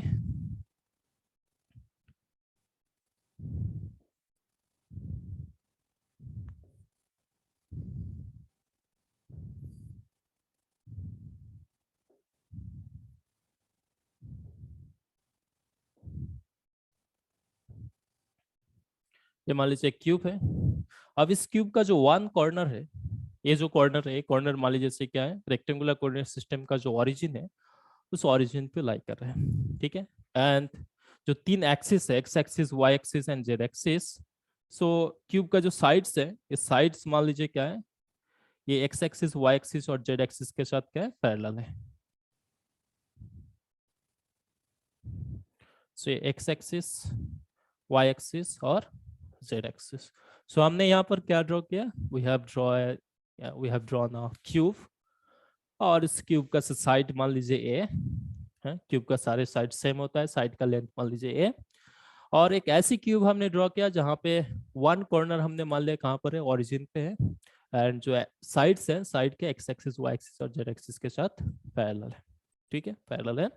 सो इस क्यूब का टोटल कितने पीसेस होता है, क्यूब के कितने पीसेस होता है, 6 पीसेस होता है। तो हम यहाँ पर इस 6 पीसेस, इस पीस के ऊपर एलिमेंट्री एरिया कैसे फाइंड आउट करना होता है ये हम सीखेंगे सबसे पहले। ठीक है, देखो अगर आप इस सरफेस के ऊपर एलिमेंट्री एरिया फाइंड आउट करना सीख जाओगे तो उसके बाद अगर आप देखोगे कि एक्स वाई प्लेन पे कोई भी सरफेस रहे उसके ऊपर एलिमेंट्री एरिया कैसे कंसीडर करना है ये भी आपको पता चल जाएंगे। वाई जेड किसी भी सरफेस के ऊपर है ना, किसी भी प्लेन के ऊपर कोई भी एक स्क्वायर सरफेस गिवन रहा है या रेक्टेंगुलर सरफेस गिवन रहा है, उस सरफेस के ऊपर एलिमेंट्री एरिया आप आसानी से कैलकुलेट कर सकते हो। एंड इस एलिमेंट्री एरिया भी कब हमें कंसीडर करना पड़ेगा ये भी आपके साथ डिस्कस करेंगे। मान लीजिए से आप हम आगे बढ़ के पढ़ेंगे, जब भी आपको असाइनमेंट मिलेगा देखोगे वहाँ पे 3rd चैप्टर है electric flux. So electric flux जो आपने 12th क्लास में पढ़ा है, उस क्लास में क्या था कि जो भी आपको इलेक्ट्रिक फील्ड गिवन रहता था वो यूनिफॉर्म गिवन रहता था। यूनिफॉर्म मतलब इसका डायरेक्शन और मैग्नीट्यूड हमेशा सेम रहता था। बट अब जो आपको बीएससी में पूछा जाएंगे, अब इलेक्ट्रिक फील्ड यूनिफॉर्म नहीं होंगे, इस इलेक्ट्रिक फील्ड नॉन यूनिफॉर्म होंगे. It will be function of x y z और may be r theta phi, different different coordinate system में. सो नॉन यूनिफॉर्म अगर इलेक्ट्रिक फील्ड गिवन रहे तो इस केस में जो आपको 12th क्लास का डेफिनेशन आप यूज करते थे कि flux equals to simply E dot A where A is the complete area, आप ये वैलिड नहीं होंगे क्योंकि होल सरफेस के ऊपर अगर electric field x y z का फंक्शन हो, पूरे सरफेस के ऊपर आप इलेक्ट्रिक फील्ड का वैल्यू कांस्टेंट नहीं रहेंगे, डिफरेंट होगा डिफरेंट पॉइंट पे. तो इस केस में हम इस डेफिनेशन का यूज नहीं करेंगे. हम क्या करेंगे, यहाँ पे उस सरफेस के ऊपर एक छोटा सा एरिया लिखेंगे सबसे पहले, जिससे हम डीएस से रिप्रेजेंट करेंगे. सो उस छोटा सा एरिया का थ्रू फ्लक्स देखेंगे और उसके बाद पूरे सरफेस के ऊपर देखने के लिए हमें क्या करना पड़ेगा, पूरे सरफेस के ऊपर इसे सरफेस इंटीग्रल करना पड़ेगा. सो इस सरफेस इंटीग्रल करने के लिए फर्स्ट स्टेप में जो हमें जरूरत पड़ेगा वो क्या है, एलिमेंटरी एरिया. ठीक है. सो फर्स्ट हमें यहाँ पर क्या सीखना है कि एलिमेंटरी एरिया हम कैसे कंसीडर करना होता है. तो उसके लिए देखो अभी आप लोगों ने सीखा है कि रेक्टेंगुलर कोऑर्डिनेट सिस्टम में एक्स एक्सिस बराबर जो एलिमेंटरी लेंथ होता है इसका वैल्यू हम क्या लिखते हैं, एक्स एक्सिस बराबर एलिमेंटरी लेंथ को हम किससे रिप्रेजेंट करते हैं. सो यहाँ पर अगर हम मान लेते हैं कि ये जो लेंथ है ये मान लीजिए से एलिमेंटरी लेंथ है, छोटा सा लेंथ है एक्स एक्सिस बराबर, तो इससे हम कैसे लिखेंगे, dx है. सेम है ये जो छोटा सा लेंथ होंगे इससे हम क्या लिखेंगे, y एक्सिस बराबर एलिमेंटरी लेंथ है dy. अब देखो अब अगर इस लाइन का पैरेलल लाइन अगर हम यहाँ पर एक ड्रॉ करें, सेम इस लाइन का एक पैरेलल लाइन यहाँ पर अगर हम ड्रॉ करें तो यहाँ पर एक सरफेस दिखाई दे रहा है ना आपको. Yes sir. सो ये जो सरफेस है, इस सरफेस देखो दो साइड से बने हुए, दिस दो साइड का जो लेंथ है वो क्या है, एक्स एक्सिस बराबर एलिमेंटरी लेंथ, वाई एक्सिस बराबर एलिमेंटरी लेंथ. सो ये जो सरफेस बनेंगे, सरफेस को हम क्या बोलेंगे, एलिमेंटरी एरिया. ठीक है, एलिमेंटरी एरिया इस सरफेस का जो एरिया होगा. सो आप देखो ये जो एरिया है, ये एरिया किस प्लेन के ऊपर है बता सकते हो, किस प्लेन पे ऊपर है, एक्स वाई प्लेन है ना, एक्स वाई प्लेन के ऊपर है. एंड अगर एक्स वाई प्लेन के ऊपर है तो यहाँ पर जेड क्या होना चाहिए, 0. जेड होंगे क्या, 0. सो यहाँ पर मैं इस तरीके से लिख रहा हूँ डिफरेंट डिफरेंट प्लेन के लिए. सो यहाँ पर एक्स वाई प्लेन है तो इसीलिए डी एस एक्स वाई लिख रहा हूँ मैं. इस इज इक्वल्स टू हम क्या लिखेंगे कि ये जो है इसका वन साइड है एक्स, अनदर साइड है वाई, तो एरिया का मैग्नीट्यूड क्या लिखोगे, dx dy. And in general जो एरिया है, देखो मैंने यहाँ पर वेक्टर क्वांटिटी लिखा हूँ तो इस एरिया का एक डायरेक्शंस भी होंगे. सो जब डायरेक्शंस आएंगे तब हम थोड़े से केयरफुली ऑब्जर्व करेंगे यहाँ पे कि जो सरफेस हमें गिवन है उस सरफेस क्लोज सरफेस है कि ओपन सरफेस है. ठीक है, क्लोज सरफेस है कि ओपन सरफेस है. अब क्लोज सरफेस और ओपन सरफेस क्या होता है, ओपन सरफेस ऐसी सरफेस है जहां पर कोई भी वॉल्यूम इनक्लोज नहीं होता है. एंड क्लोज सरफेस क्या है, क्लोज सरफेस ऐसी सरफेस है जहां पर कुछ वॉल्यूम इनक्लोज्ड हो. जैसे क्यूब है, क्या क्यूब का कुछ वॉल्यूम होता है, यस सर. क्यूब का कुछ वॉल्यूम होता है. तो क्यूब के जो सरफेस होंगे, ये जो सरफेस है सिक्स सरफेस है, इस सरफेस को हम कैसे मानेंगे, it is a close surface. ठीक है, क्लोज सरफेस. सो किसी भी क्लोज सरफेस के ऊपर जब भी हमने एरिया का डायरेक्शन लिखेंगे और डायरेक्शन हमेशा हम क्या करेंगे, आउटवर्ड नॉर्मल लेंगे. ठीक है, क्लोज सरफेस के ऊपर एरिया का डायरेक्शन हमेशा हम क्या लिखेंगे, आउटवर्ड नॉर्मल. मतलब आप मान लो कि आप उस क्यूब के अंदर हो, तो अगर आप इस सरफेस के ऊपर है तो इस सरफेस के ऊपर आउटवर्ड नॉर्मल ड्रॉ करोगे तो किस डायरेक्शन पे जाना चाहिए, डाउनवर्ड. अगर आप इस सरफेस के ऊपर हो तो इस डायरेक्शन पे आउटवर्ड नॉर्मल ड्रॉ करोगे, इस सरफेस के ऊपर है तो इस डायरेक्शन पे ड्रॉ करोगे, है ना. सो सरफेस अगर क्लोज हो तो एरिया का डायरेक्शन क्या लिखोगे, आउटवर्ड नॉर्मल. ठीक है, आउटवर्ड नॉर्मल.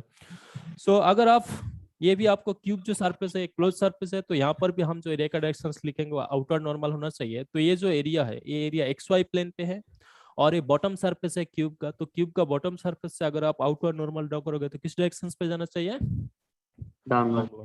माइनस अब बताओ अपवर्ड डायरेक्शन कौन सा डायरेक्शन है, के कैप डायरेक्शन है, तो ये क्या होना चाहिए, माइनस के कैप. ठीक है, माइनस के कैप. और देखो यहाँ पर क्या है, इस क्यूब का अगर हम इस सरफेस के ऊपर एलिमेंटरी एरिया जो लिख रहा है, ये भी देखो यहाँ पर जेड का वैल्यू क्या है, कुछ कांस्टेंट होगा, है ना, जेड का वैल्यू 0 है. और जो इसका अबव सरफेस है, इस क्यूब का ये बॉटम सरफेस है, टॉप सरफेस है, टॉप सरफेस के ऊपर भी देखो जेड का वैल्यू क्या होंगे, 0. जेड का वैल्यू 0 नहीं होंगे, यहाँ पर 0 है. फिर आप देखो धीरे धीरे आप जेड का इंक्रीज करोगे, जो ये होगा, है ना, साइड अगर ये है तो. सो इस सरफेस के ऊपर भी जेड का वैल्यू फिक्स्ड है, बट इस जेड का वैल्यू क्या है, ये है, ठीक है, ये है। सो इसीलिए मैं इस सरफेस को लिख रहा हूँ क्या, डी एक्स वाई, और यहाँ पे जेड का वैल्यू क्या लिखोगे आप, जेड का वैल्यू है 0।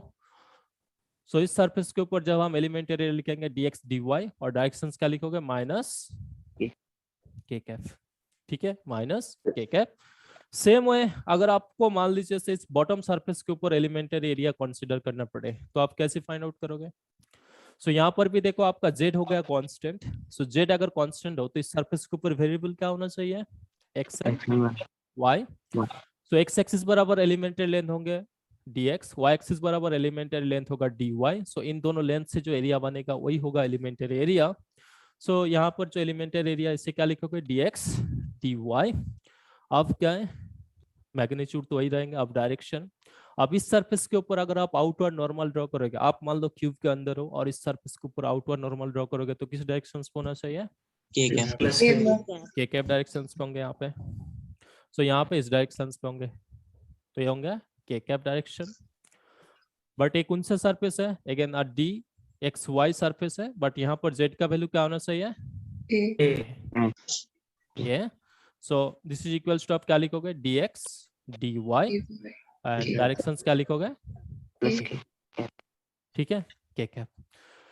तो टू सरफेस के ऊपर हमने एरिया फाइंड आउट करना आपको सिखाया। अब रिमेनिंग जो 4 सरफेसेस है, उन सरफेस के ऊपर आप अपने अपने नोटबुक में एक बार पहले लिखो, उसके बाद मैं भी यहाँ पर लिखूंगा, और फिर आप देखो क्या आपने करेक्ट लिखा है कि नहीं। सो ये आपका बॉटम सरफेस है, ये आपका टॉप सरफेस है। इससे बाद भी देखो फ्रंट सरफेस, बैक सरफेस है, और इस सरफेस और इसके ऑपोजिट सरफेस भी है, ठीक है। तो टोटल 6 सरफेस है। सो इन सरफेस के ऊपर, फ्रंट सरफेस के ऊपर जो है, यहाँ पर x का वैल्यू क्या होना चाहिए, x इक्वल्स टू ये होगा, है ना। फ्रंट सरफेस मतलब इस वाला सरफेस, ये जो सरफेस है, इस सरफेस है, इस सरफेस के ऊपर जो है x का वैल्यू होंगे ये। एंड बैक सरफेस के ऊपर x का वैल्यू क्या होना चाहिए, 0। एंड ये जो सरफेस है ना, इस सरफेस के ऊपर y का वैल्यू क्या होना चाहिए, 0, है ना। यहाँ पर देखो x वेरी कर रहा है, z वेरी करेंगे, एंड y होगा 0। एंड इस सरफेस के ऊपर ठीक है। सो इन चारों सब सारे सरफेस के ऊपर अगर आप एरिया लिखने चाहोगे तो आप कैसे लिखोगे। सबसे पहले हम इस सरफेस के ऊपर लिख लेते हैं। इस सरफेस बताओ ये कौन सा सरफेस होना चाहिए, यहाँ पर देखो y का वैल्यू क्या है, फिक्स्ड है ना। y का वैल्यू अगर फिक्स्ड है और इस 2 डायमेंशन सरफेस है, तो क्या होना चाहिए यहाँ पे, z और x वेरी करना चाहिए, है ना। सो z पे x और x वेरी करेंगे। सो यहाँ पर एलिमेंटरी एरिया जो आप लिखोगे, एलिमेंटरी एरिया पे क्या आना चाहिए, dx dz। अब क्या इसका डायरेक्शन।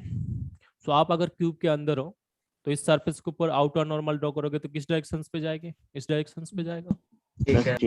तो ये कौन सा डायरेक्शन होना चाहिए, जे कैप, वाई कैप भी आप लिख सकते हो, जे कैप, ठीक है। ये होंगे क्या, जे कैप। अब इस सरफेस के ऊपर y का वैल्यू क्या होना चाहिए, देखो इस सरफेस, इस पॉइंट पे y का वैल्यू क्या होंगे, ये, तो y होंगे ये। सो अब बताओ यहाँ पर एरिया क्या लिखोगे आप, d s, और सफिक्स में क्या लिखोगे, y z नहीं, y का वैल्यू तो फिक्स है ना, x z is equals to क्या लिखोगे यहाँ पे, dx dz और वेरी गुड। और यहाँ पे y का वैल्यू क्या लिखोगे, ए, ठीक है, y का वैल्यू है ये। अब जस्ट इस सरफेस का बैक सरफेस के ऊपर, मतलब इस सरफेस के ऊपर आप एरिया डिफाइन करने चाहोगे तो क्या होना चाहिए, ds xz y is equal to 0। हाँ। सो इस सरफेस के ऊपर क्या होंगे, सो यहाँ पर y होंगे 0, और एरिया का डायरेक्शंस क्या होंगे, माइनस जे कैप डायरेक्शंस पे होंगे। सो लिख लो यहाँ पे कि dx xz y equals to 0 is equals to क्या लिखोगे, dx dz minus j cap, ठीक है, माइनस जे कैप। अब क्या है, अब 2 सरफेस और रह गया, वो कौन सा सरफेस है, फ्रंट सरफेस और बैक सरफेस। फ्रंट सरफेस के ऊपर कौन सा वैल्यू, कौन सा वेरिएबल फिक्स होना चाहिए, X x फिक्स होंगे और x का वैल्यू क्या होंगे फ्रंट सरफेस में A और बैक सरफेस में 0 ठीक है। सो इस फ्रंट सरफेस के ऊपर अगर आप एक एलिमेंटेड एरिया कंसीडर करोगे, इस एलिमेंटेड एरिया का डायरेक्शन इस बराबर होंगे और ये डायरेक्शंस क्या होना चाहिए आई कैप और बैक सरफेस में माइनस आई कैप माइनस आई कैप। सो अगर x का वैल्यू इन दोनों सरफेस में फिक्स है तो इस सरफेस को क्या लिखोगे, कौन सा सरफेस होना चाहिए ZY yz surface. YZ yz surface मतलब यहाँ पर dy और dz होगा और डायरेक्शंस क्या होंगे प्लस माइनस आई कैप IK यहीं पर लिख देता हूँ, हाँ यहाँ पर लिख देता हूँ। चलो नेक्स्ट पेज में लिख देता हूँ ds yz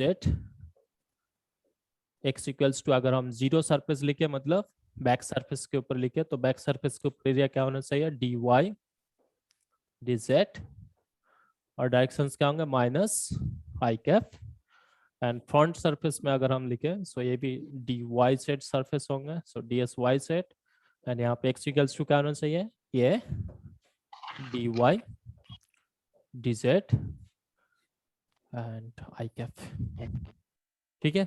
सो क्यूब का 6 सरफेस है और इन 6 सरफेस के ऊपर हमने कैसी कैसी एरिया एलिमेंटरी एरिया हमें कंसीडर करना है ये भी हमने देख लिया ठीक है। नेक्स्ट जो है वंस आपको इस एलिमेंटरी एरिया पता है, नेक्स्ट हम क्या करेंगे, हमें समटाइम्स एलिमेंटरी वॉल्यूम भी कंसीडर करना पड़ता है। लाइक मान लीजिए आपका एक क्यूब गिवन है और आपको ये पूछा जाएगा कुछ चार्ज डिस्ट्रीब्यूशंस गिवन है, ये मान लीजिए क्यूब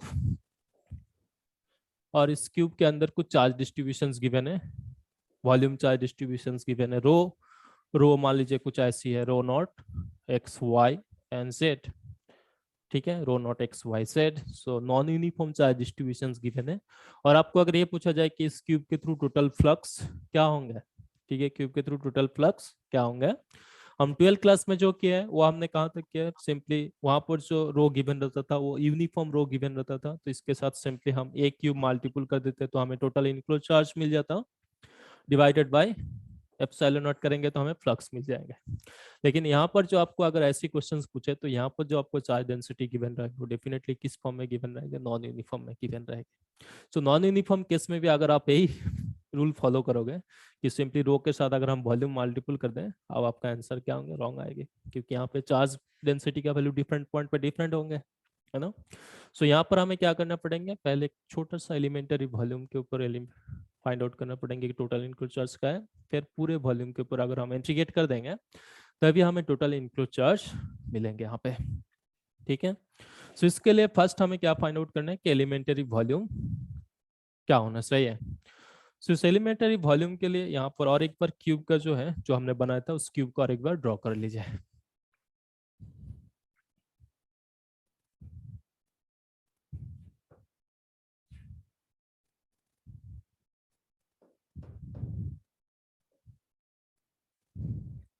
सो ये मान लीजिए आपका क्यूब है, इस क्यूब का साइड हमने मान लिया था ये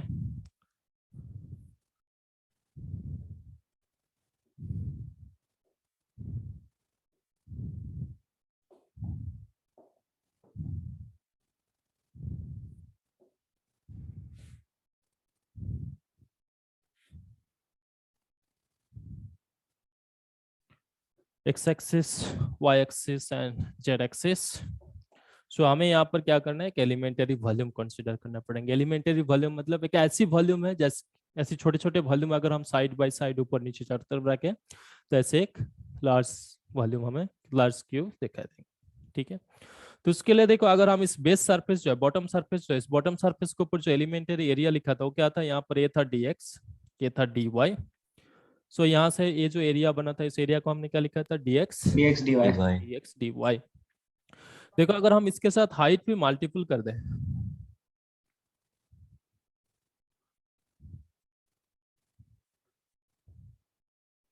मतलब जेड एक्सिस बराबर जो एलिमेंटरी लेंथ है वो अगर dz हो, सिर्फ dz अगर मल्टीपल कर दे तो आपको क्या दिखाई दे रहा है, यहाँ पे एक छोटा सा क्यूब दिखाई दे रहा है ना। Yes sir. हाँ सो ये जो छोटा सा क्यूब है ऐसे एक क्यूब अगर हम साइड बाय साइड ऊपर नीचे रखें कैसे एक बिग क्यूब बनेगा, यस सर। बन जाएगा। यस सर तो ये जो छोटा सा क्यूब है इस वॉल्यूम को हम क्या बोलेंगे एलिमेंटरी वॉल्यूम इस एलिमेंटरी वॉल्यूम को हम डी टाउ से रिप्रेजेंट करता है, आप डीवी भी लिख सकते हो। सो इस डी टाउ हम क्या लिखेंगे, देखो ये जो छोटा सा क्यूब है इसका बेस का एरिया क्या है dx dy, और इसके साथ अगर हम हाइट मल्टीपल कर दे तो हमें वॉल्यूम मिल जाएंगे। तो क्या लिखोगे, dx dy एंड dz। सो ये आपका क्या होंगे, एलिमेंटरी वॉल्यूम। ठीक है, elementary volume. And apart from that coordinate system जो है, आप मैकेनिक्स में थोड़े से और एक्सटेंड करके पढ़ोगे, जहां पर आपको ये सीखा जाएंगे कि मैकेनिक्स में एक्चुअली बेसिकली कोऑर्डिनेट सिस्टम किस लिए यूज करता है, वेलोसिटी रिप्रेजेंट करने के लिए, एक्सीलरेशंस रिप्रेजेंट करने के लिए। तो आपको थोड़े से एक्सटेंड करके सर और भी पढ़ाएंगे। ईएमटी के लिए हम इतना ही हमें जरूरत पड़ेंगे। ठीक है, यहाँ पर हम एक्सीलरेशंस वगैरह जरूरत नहीं पड़ता हमें। सो यहीं पे हम रेक्टेंगुलर कोऑर्डिनेट सिस्टम जो इतना तक ही पढ़ेंगे। एंड अदर कोऑर्डिनेट सिस्टम भी हम सेम पैरामीटर के बारे में डिस्कस करेंगे, 2D polar coordinate and other coordinate system में। ठीक है, सो क्या क्या कोऑर्डिनेट सिस्टम पढ़ना है, फर्स्ट हमें वेरिएबल देखना है डिफरेंट डिफरेंट कोऑर्डिनेट सिस्टम में। जैसे यहाँ पर हमने देखा एक्स वाई जेड। सेकंड हमने क्या देखा है कि एलिमेंटरी लेंथ, एक्स एक्सिस बराबर एलिमेंटरी लेंथ, वाई एक्सिस बराबर एलिमेंटरी, जेड एक्सिस बराबर एलिमेंटरी लेंथ। इसके बाद रिजल्टेंट एलिमेंटरी लेंथ हम क्या लिखेंगे, एज लिखा है। साथ में हमने देखा है कि एलिमेंटरी एरिया कैसे डिफाइन करना होता है और एलिमेंटरी वॉल्यूम कैसे डिफाइन करना होता है। ठीक, अब नेक्स्ट जो हमें कोऑर्डिनेट सिस्टम डिस्कस करेंगे that is a 2D polar coordinate system.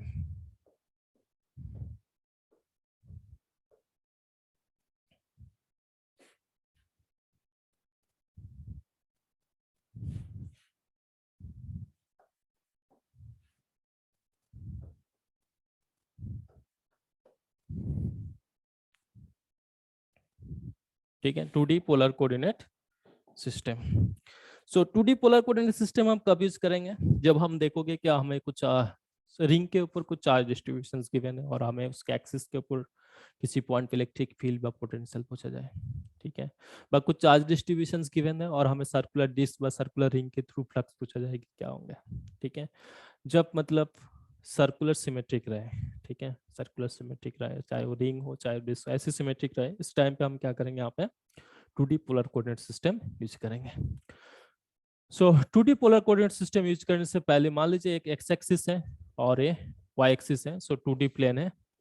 सो इस प्लेन पे अगर कोई भी पॉइंट हम रिप्रेजेंट करने चाहे, से P पॉइंट रिप्रेजेंट करने चाहो तो, और ये मान लीजिए ओरिजिन है, तो इस ओरिजिन के रिस्पेक्ट में अगर हम P पॉइंट का कोऑर्डिनेट रिप्रेजेंट करने चाहते हो, किसे रिप्रेजेंट करोगे आप इससे, एक्स एंड वाई। ठीक है, एक्स एंड वाई। सो यहाँ पर एक्स क्या रिप्रेजेंट करेगी कि अगर हम ओरिजिन के साथ इस P पॉइंट को कनेक्ट करें, जो हमें वेक्टर मिलेंगे, इस वेक्टर का एक्स एक्सिस के ऊपर जो प्रोजेक्शन होंगे, मतलब इस पॉइंट से अगर हम एक्स एक्सिस के ऊपर एक परपेंडिकुलर लाइन ड्रॉ करें, ये जो लेंथ होगा, इस लेंथ का वैल्यू क्या होना चाहिए, एक्स। एंड सेम है इस वेक्टर का अगर हम वाई एक्सिस के ऊपर प्रोजेक्शन लें, सो मतलब यहाँ से वाई एक्सिस के ऊपर अगर एक परपेंडिकुलर लाइन हम ड्रॉ करें, सो यहाँ से जो डिस्टेंस होगा, डिस्टेंस क्या होंगे, वाई। ठीक है, वाई।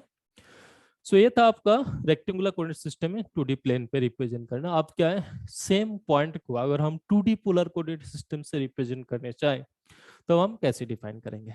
ठीक है, सो मान लीजिए आपका फ्रेंड्स है और आप हो यहाँ पर, दोनों यहाँ पर हो, आपसे इस पॉइंट से इस पॉइंट पे आपका फ्रेंड को जाना है, तो आप उससे इस तरीके से रेक्टेंगुलर कोऑर्डिनेट सिस्टम अकॉर्डिंग ऐसे बोल सकते हो कि पहले आप एक्स एक्सिस बराबर एक्स डिस्टेंस ट्रैवल करिए और उसके बाद यहाँ से आप लेफ्ट टर्न लीजिए 90 डिग्री पे, और उसके बाद फिर वाई डिस्टेंस ट्रैवल करिए तो आप पी पॉइंट में पहुंच जाएंगे।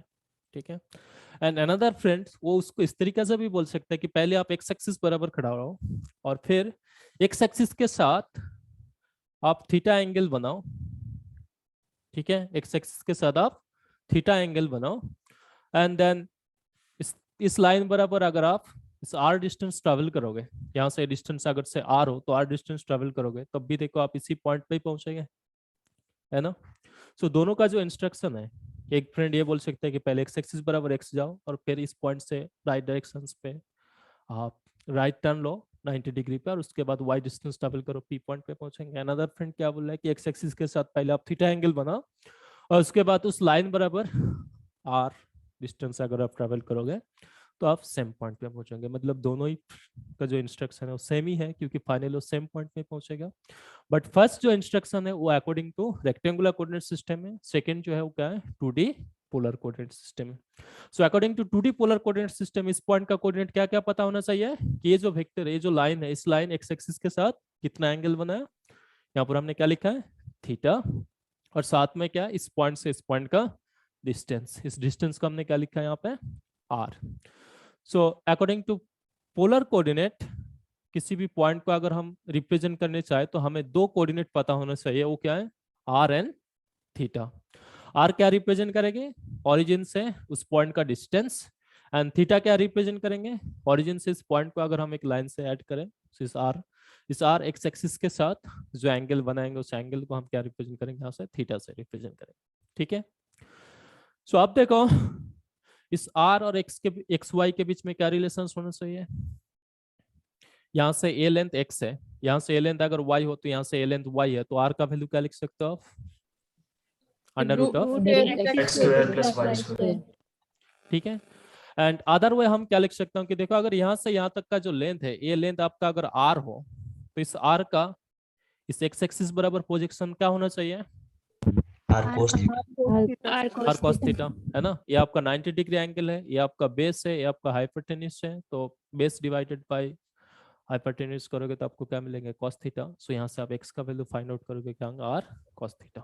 ठीक है, सो इस r का x एक्सिस बराबर प्रोजेक्शन लिखोगे आपको क्या मिलेंगे r cos theta, and same है इस r का अगर y एक्सिस बराबर प्रोजेक्शन लिखोगे क्या होना चाहिए। देखो x एक्सिस अगर थीटा एंगल बनाए तो y एक्सिस जो x के साथ परपेंडिकुलर है, सो y एक्सिस बराबर जो प्रोजेक्शन होंगे हम इसे क्या लिखेंगे y equals to r x cos sin theta. r sin theta. ठीक है, r sin theta. So once आपको देखो इस x और r के बीच में और थीटा के बीच में रिलेशंस पता है, सेम y और r थीटा के बीच में रिलेशंस पता है, क्या वो p पॉइंट का जो पोजीशन वेक्टर है इस पोजीशन वेक्टर आप लिख सकते हो विथ रेस्पेक्ट टू ओरिजिन। सो लिखो यहाँ पे कि the position vector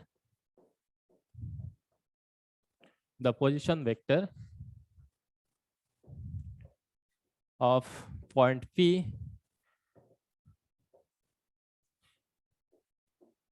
with respect to origin क्या होना चाहिए। इसे अगर हम r वेक्टर से रिप्रेजेंट करें, r vector x i cap y j cap है ना, रेक्टेंगुलर कोऑर्डिनेट सिस्टम यही होना चाहिए x y प्लेन पे। यहाँ से डिस्टेंस इस पॉइंट का x कोऑर्डिनेट है क्या 0, इस पॉइंट का x कोऑर्डिनेट है x, so x minus 0 i cap y minus 0 j cap, so x i cap y j cap होंगे। अब देखो x in terms of r theta में हमने लिखा, y भी इन टर्म्स ऑफ r थीटा में लिखा है, तो इसका वैल्यू अगर यहाँ पे पुट कर दो देखो आपको क्या मिलेंगे r cos theta i cap plus r sin theta j cap sin theta j cap. ठीक है, सो ये आपका क्या है इन 2D मतलब इन पोलर कोऑर्डिनेट सिस्टम में p पॉइंट का पोजीशन वेक्टर। ठीक है, p पॉइंट का पोजीशन वेक्टर। अब ये i कैप j कैप जो है ये तो यूनिट वेक्टर है, किस डायरेक्शन पे x एक्सिस और y एक्सिस बराबर, but 2D polar coordinate system में वेरिएबल क्या है x y तो नहीं है, यहाँ पर वेरिएबल क्या है r and थीटा। तो यहाँ पे जो हमें यूनिट वेक्टर फाइंड आउट करना पड़ेंगे, इस r का जिस डायरेक्शन पे इंक्रीज होंगे उस डायरेक्शन पे एक यूनिट वेक्टर मिलेंगे, एंड थीटा जिस डायरेक्शन पे इंक्रीज होंगे उस डायरेक्शन पे एक यूनिट वेक्टर मिलेंगे, जिससे हम क्या बोलेंगे r एंड थीटा कैप। आप यहाँ पर एक हम नया रूल सीखेंगे। यहाँ पर देखो किसी भी कोऑर्डिनेट सिस्टम में आगे बढ़ के हम और भी दो कोऑर्डिनेट सिस्टम पढ़ेंगे। किसी भी कोऑर्डिनेट सिस्टम में आपका जो पोजीशन वेक्टर है, पोजीशन वेक्टर जितना वेरिएबल का फंक्शन होगा, ठीक है, जितने वेरिएबल का फंक्शन होंगे हम उतना यूनिट वेक्टर डिफाइन कर सकते हैं। इससे पहले भी देखो रेक्टेंगुलर कोऑर्डिनेट सिस्टम में 3 वेरिएबल था ना, 3 वेरिएबल था x y z, तो जिसके वजह से हमने 3 यूनिट वेक्टर डिफाइन किया था i cap j cap k cap. अब इस i कैप क्या रिप्रेजेंट कर रहा था, कौन सा डायरेक्शन रिप्रेजेंट कर रहा था कि जिस डायरेक्शन बराबर x इंक्रीज हो रहा है, y j कैप क्या रिप्रेजेंट कर रहा है जिस डायरेक्शन बराबर y इंक्रीज हो रहा है, एंड k कैप क्या जिस डायरेक्शन बराबर z रिप्रेजेंट हो रहा है। सेम है अगर 2D पोलर कोऑर्डिनेट सिस्टम में आपका जो दो वेरिएबल है वो अगर r थीटा हो, सो डेफिनेटली यहाँ पर जो दो यूनिट वेक्टर होंगे, एक क्या रिप्रेजेंट करेंगे कि r किस डायरेक्शन पे इंक्रीज हो रहा है, दूसरा क्या है थीटा किस डायरेक्शन पे इंक्रीज हो रहा है। ठीक है। सो यहाँ पे जो पोजीशन वेक्टर है, पोजीशन वेक्टर देखो आर और थीटा का फंक्शन है। सो इस केस में हम दो यूनिट वेक्टर डिफाइन करेंगे, one will be along are cap बराबर, अनदर क्या होगा थीटा बराबर। सो इन दोनों यूनिट वेक्टर डिफाइन करने के लिए हम एक जनरल लॉज यहाँ पर लिखेंगे और इससे हम समझने की कोशिश करेंगे। यहाँ पर लिखो क्या है, नोट्स बोल के लिख लो।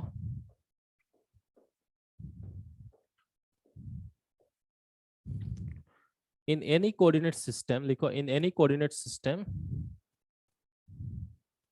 in any coordinate system,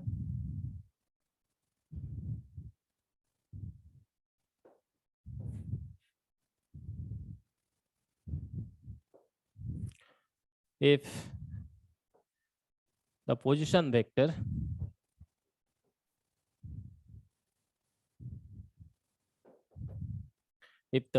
vector is function of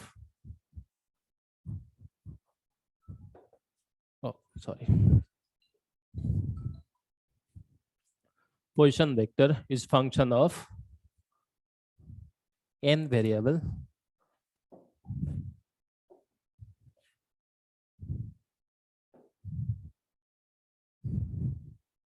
then we can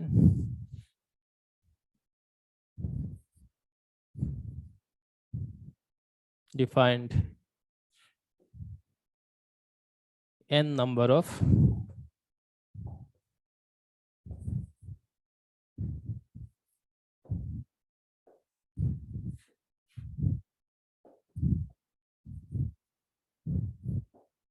unit vector n number of unit vector. इतने स्टेटमेंट लिख लो और इसके बाद हम इसका मैथमेटिकल भी देखेंगे कि किस तरीके से। मान लेते हैं से किसी भी कोऑर्डिनेट सिस्टम में आर वेक्टर जो है, इस पोजीशन वेक्टर आर वेक्टर से फंक्शन ऑफ मान लीजिए alpha beta gamma and delta so on, ठीक है। कोई भी वेरिएबल है इन जनरल हमने एक मान लिया किसी भी पोजीशन वेक्टर में, जैसे रेक्टेंगुलर कोऑर्डिनेट सिस्टम में देखा हमने एक्स वाई जेड का फंक्शन है, 2D पोलर कोऑर्डिनेट सिस्टम में हमने देखा आर और थीटा का फंक्शन है। सो ऐसे इन जनरल हम मान लेते हैं कि किसी भी कोऑर्डिनेट सिस्टम में जो पोजीशन वेक्टर है, पोजीशन वेक्टर क्या है अल्फा बीटा गामा डेल्टा ऐसे एन नंबर ऑफ वेरिएबल का फंक्शन है, ठीक है। सो ये जो वेरिएबल है ईच वेरिएबल के साथ एसोसिएटेड एक यूनिट वेक्टर हम डिफाइन कर पाएंगे और इस यूनिट वेक्टर क्या रिप्रेजेंट करेंगे, इस यूनिट वेक्टर ये रिप्रेजेंट करेंगे कि जो अल्फा है अल्फा किस डायरेक्शन में इंक्रीज होंगे, बीटा किस डायरेक्शन में इंक्रीज होंगे और गामा किस डायरेक्शन में इंक्रीज होंगे, ठीक है।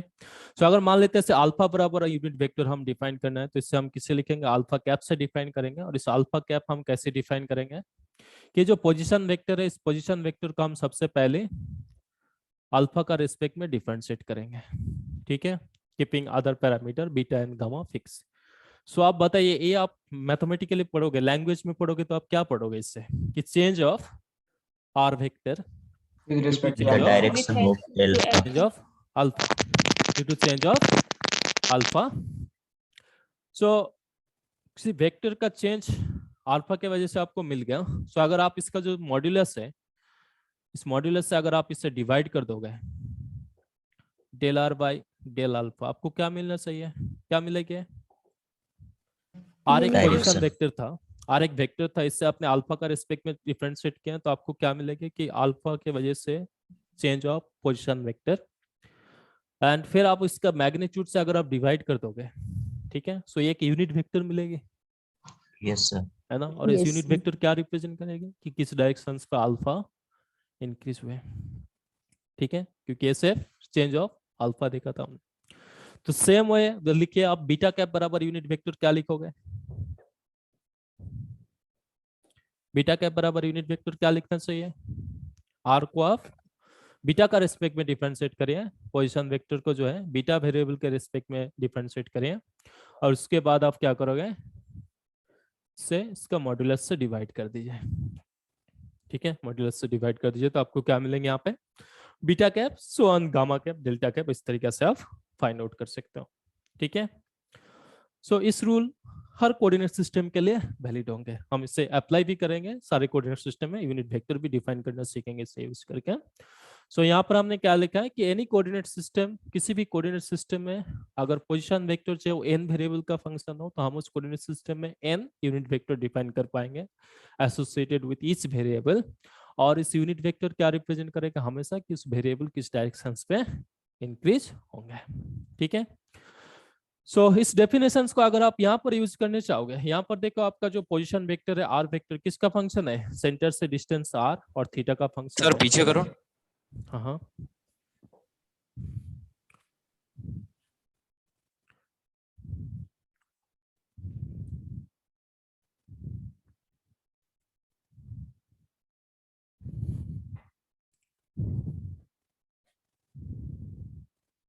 ओके। Yes, sir.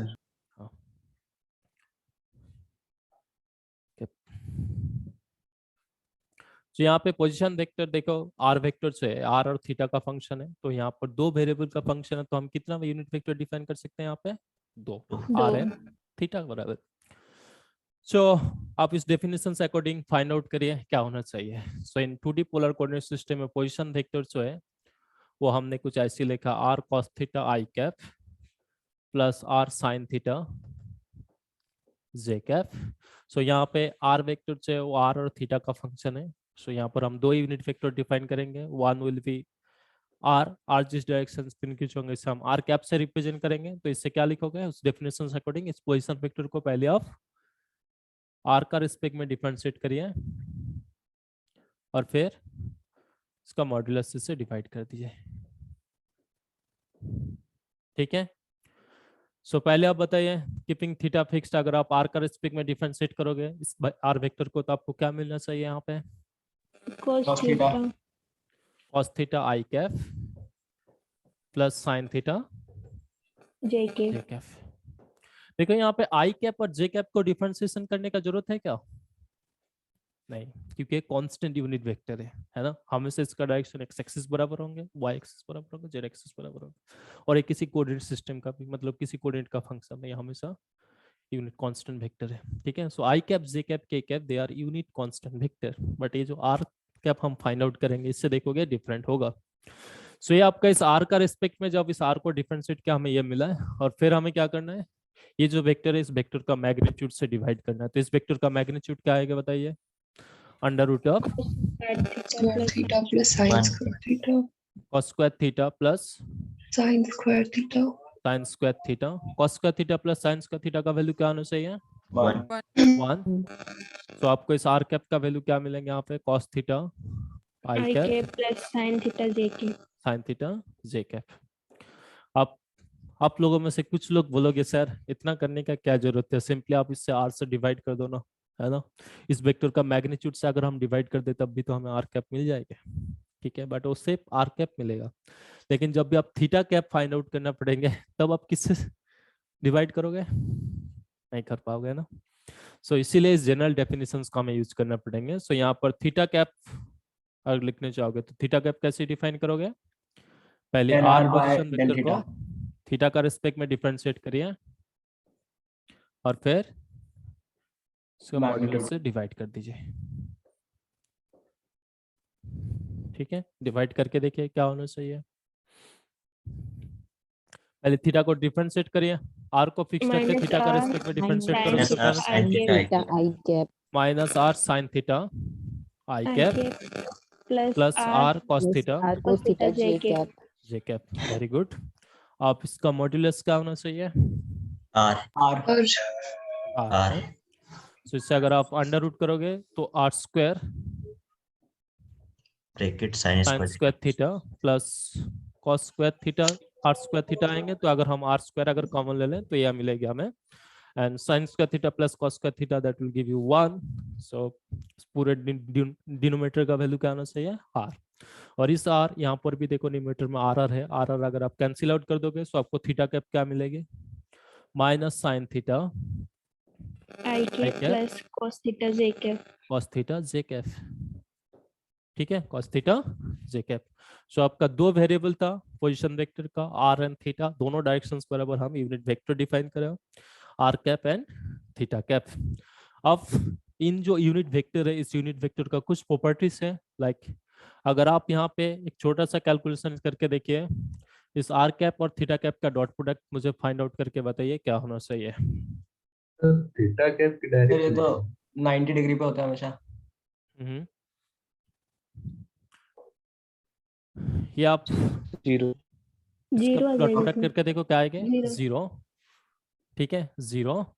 सो यहाँ पे आर कैप थीटा कैप का डॉट प्रोडक्ट 0 है, बट अगर आप आर कैप का मैग्नीट्यूड फाइंड आउट करो, थीटा कैप का मैग्नीट्यूड फाइंड आउट करो, क्या 0 आएंगे? नॉन 0 आएंगे। यूनिट वेक्टर मतलब मैग्नीट्यूड क्या होंगे? 1। सो दो वेक्टर का मैग्नीट्यूड नॉन 0 है लेकिन इनका प्रोडक्ट 0 है, इसका मतलब क्या है? ऑर्थोगोनल है। एक दूसरे के साथ ऑर्थोगोनल है, परपेंडिकुलर एक दूसरे के साथ।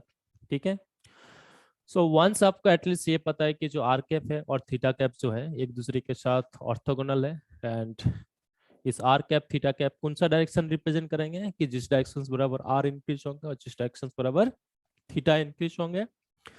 सो आप अगर इसी पॉइंट को हम यहाँ पर देखें और एक बार, ये था आपका पी पॉइंट, ये था आपका आर, यहाँ से डिस्टेंस था आपका आर। सो ये जो पॉइंट है इस पॉइंट का कोऑर्डिनेट था आर थीटा।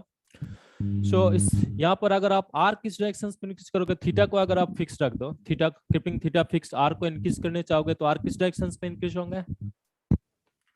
इस डायरेक्शन बराबर है ना। थीटा को अगर आप फिक्स रख के आर को इंक्रीज करने चाहोगे तो किस डायरेक्शन बराबर इंक्रीज होंगे? Yes sir. इस डायरेक्शन बराबर। सो ये जो डायरेक्शन है इससे हम किससे रिप्रेजेंट किया? आर कैप से। R cap. सो इस पॉइंट पे प्लीज जिसके बैकग्राउंड से नॉइज आ रहा है म्यूट कर लीजिए।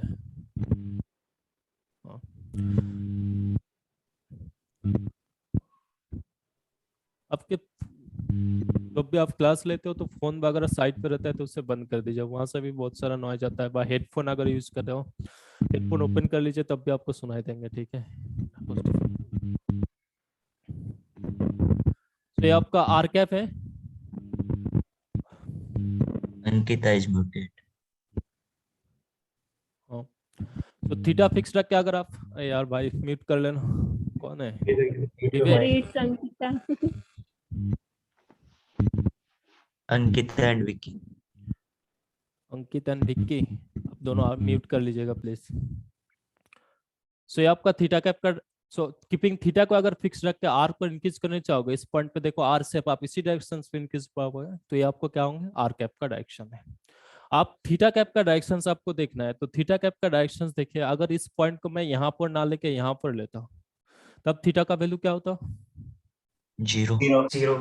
जीरो और धीरे धीरे इस पॉइंट को अगर हम इस बराबर शिफ्ट करें तब देखो क्या ऐसे मूव कर रहा है ना ये पॉइंट, ऐसे। Yes sir. तो इस पॉइंट पे देखो थीटा का डायरेक्शन ऐसे इंक्रीज हो रहा है ना, इस डायरेक्शन पे एंटी क्लॉकवाइज।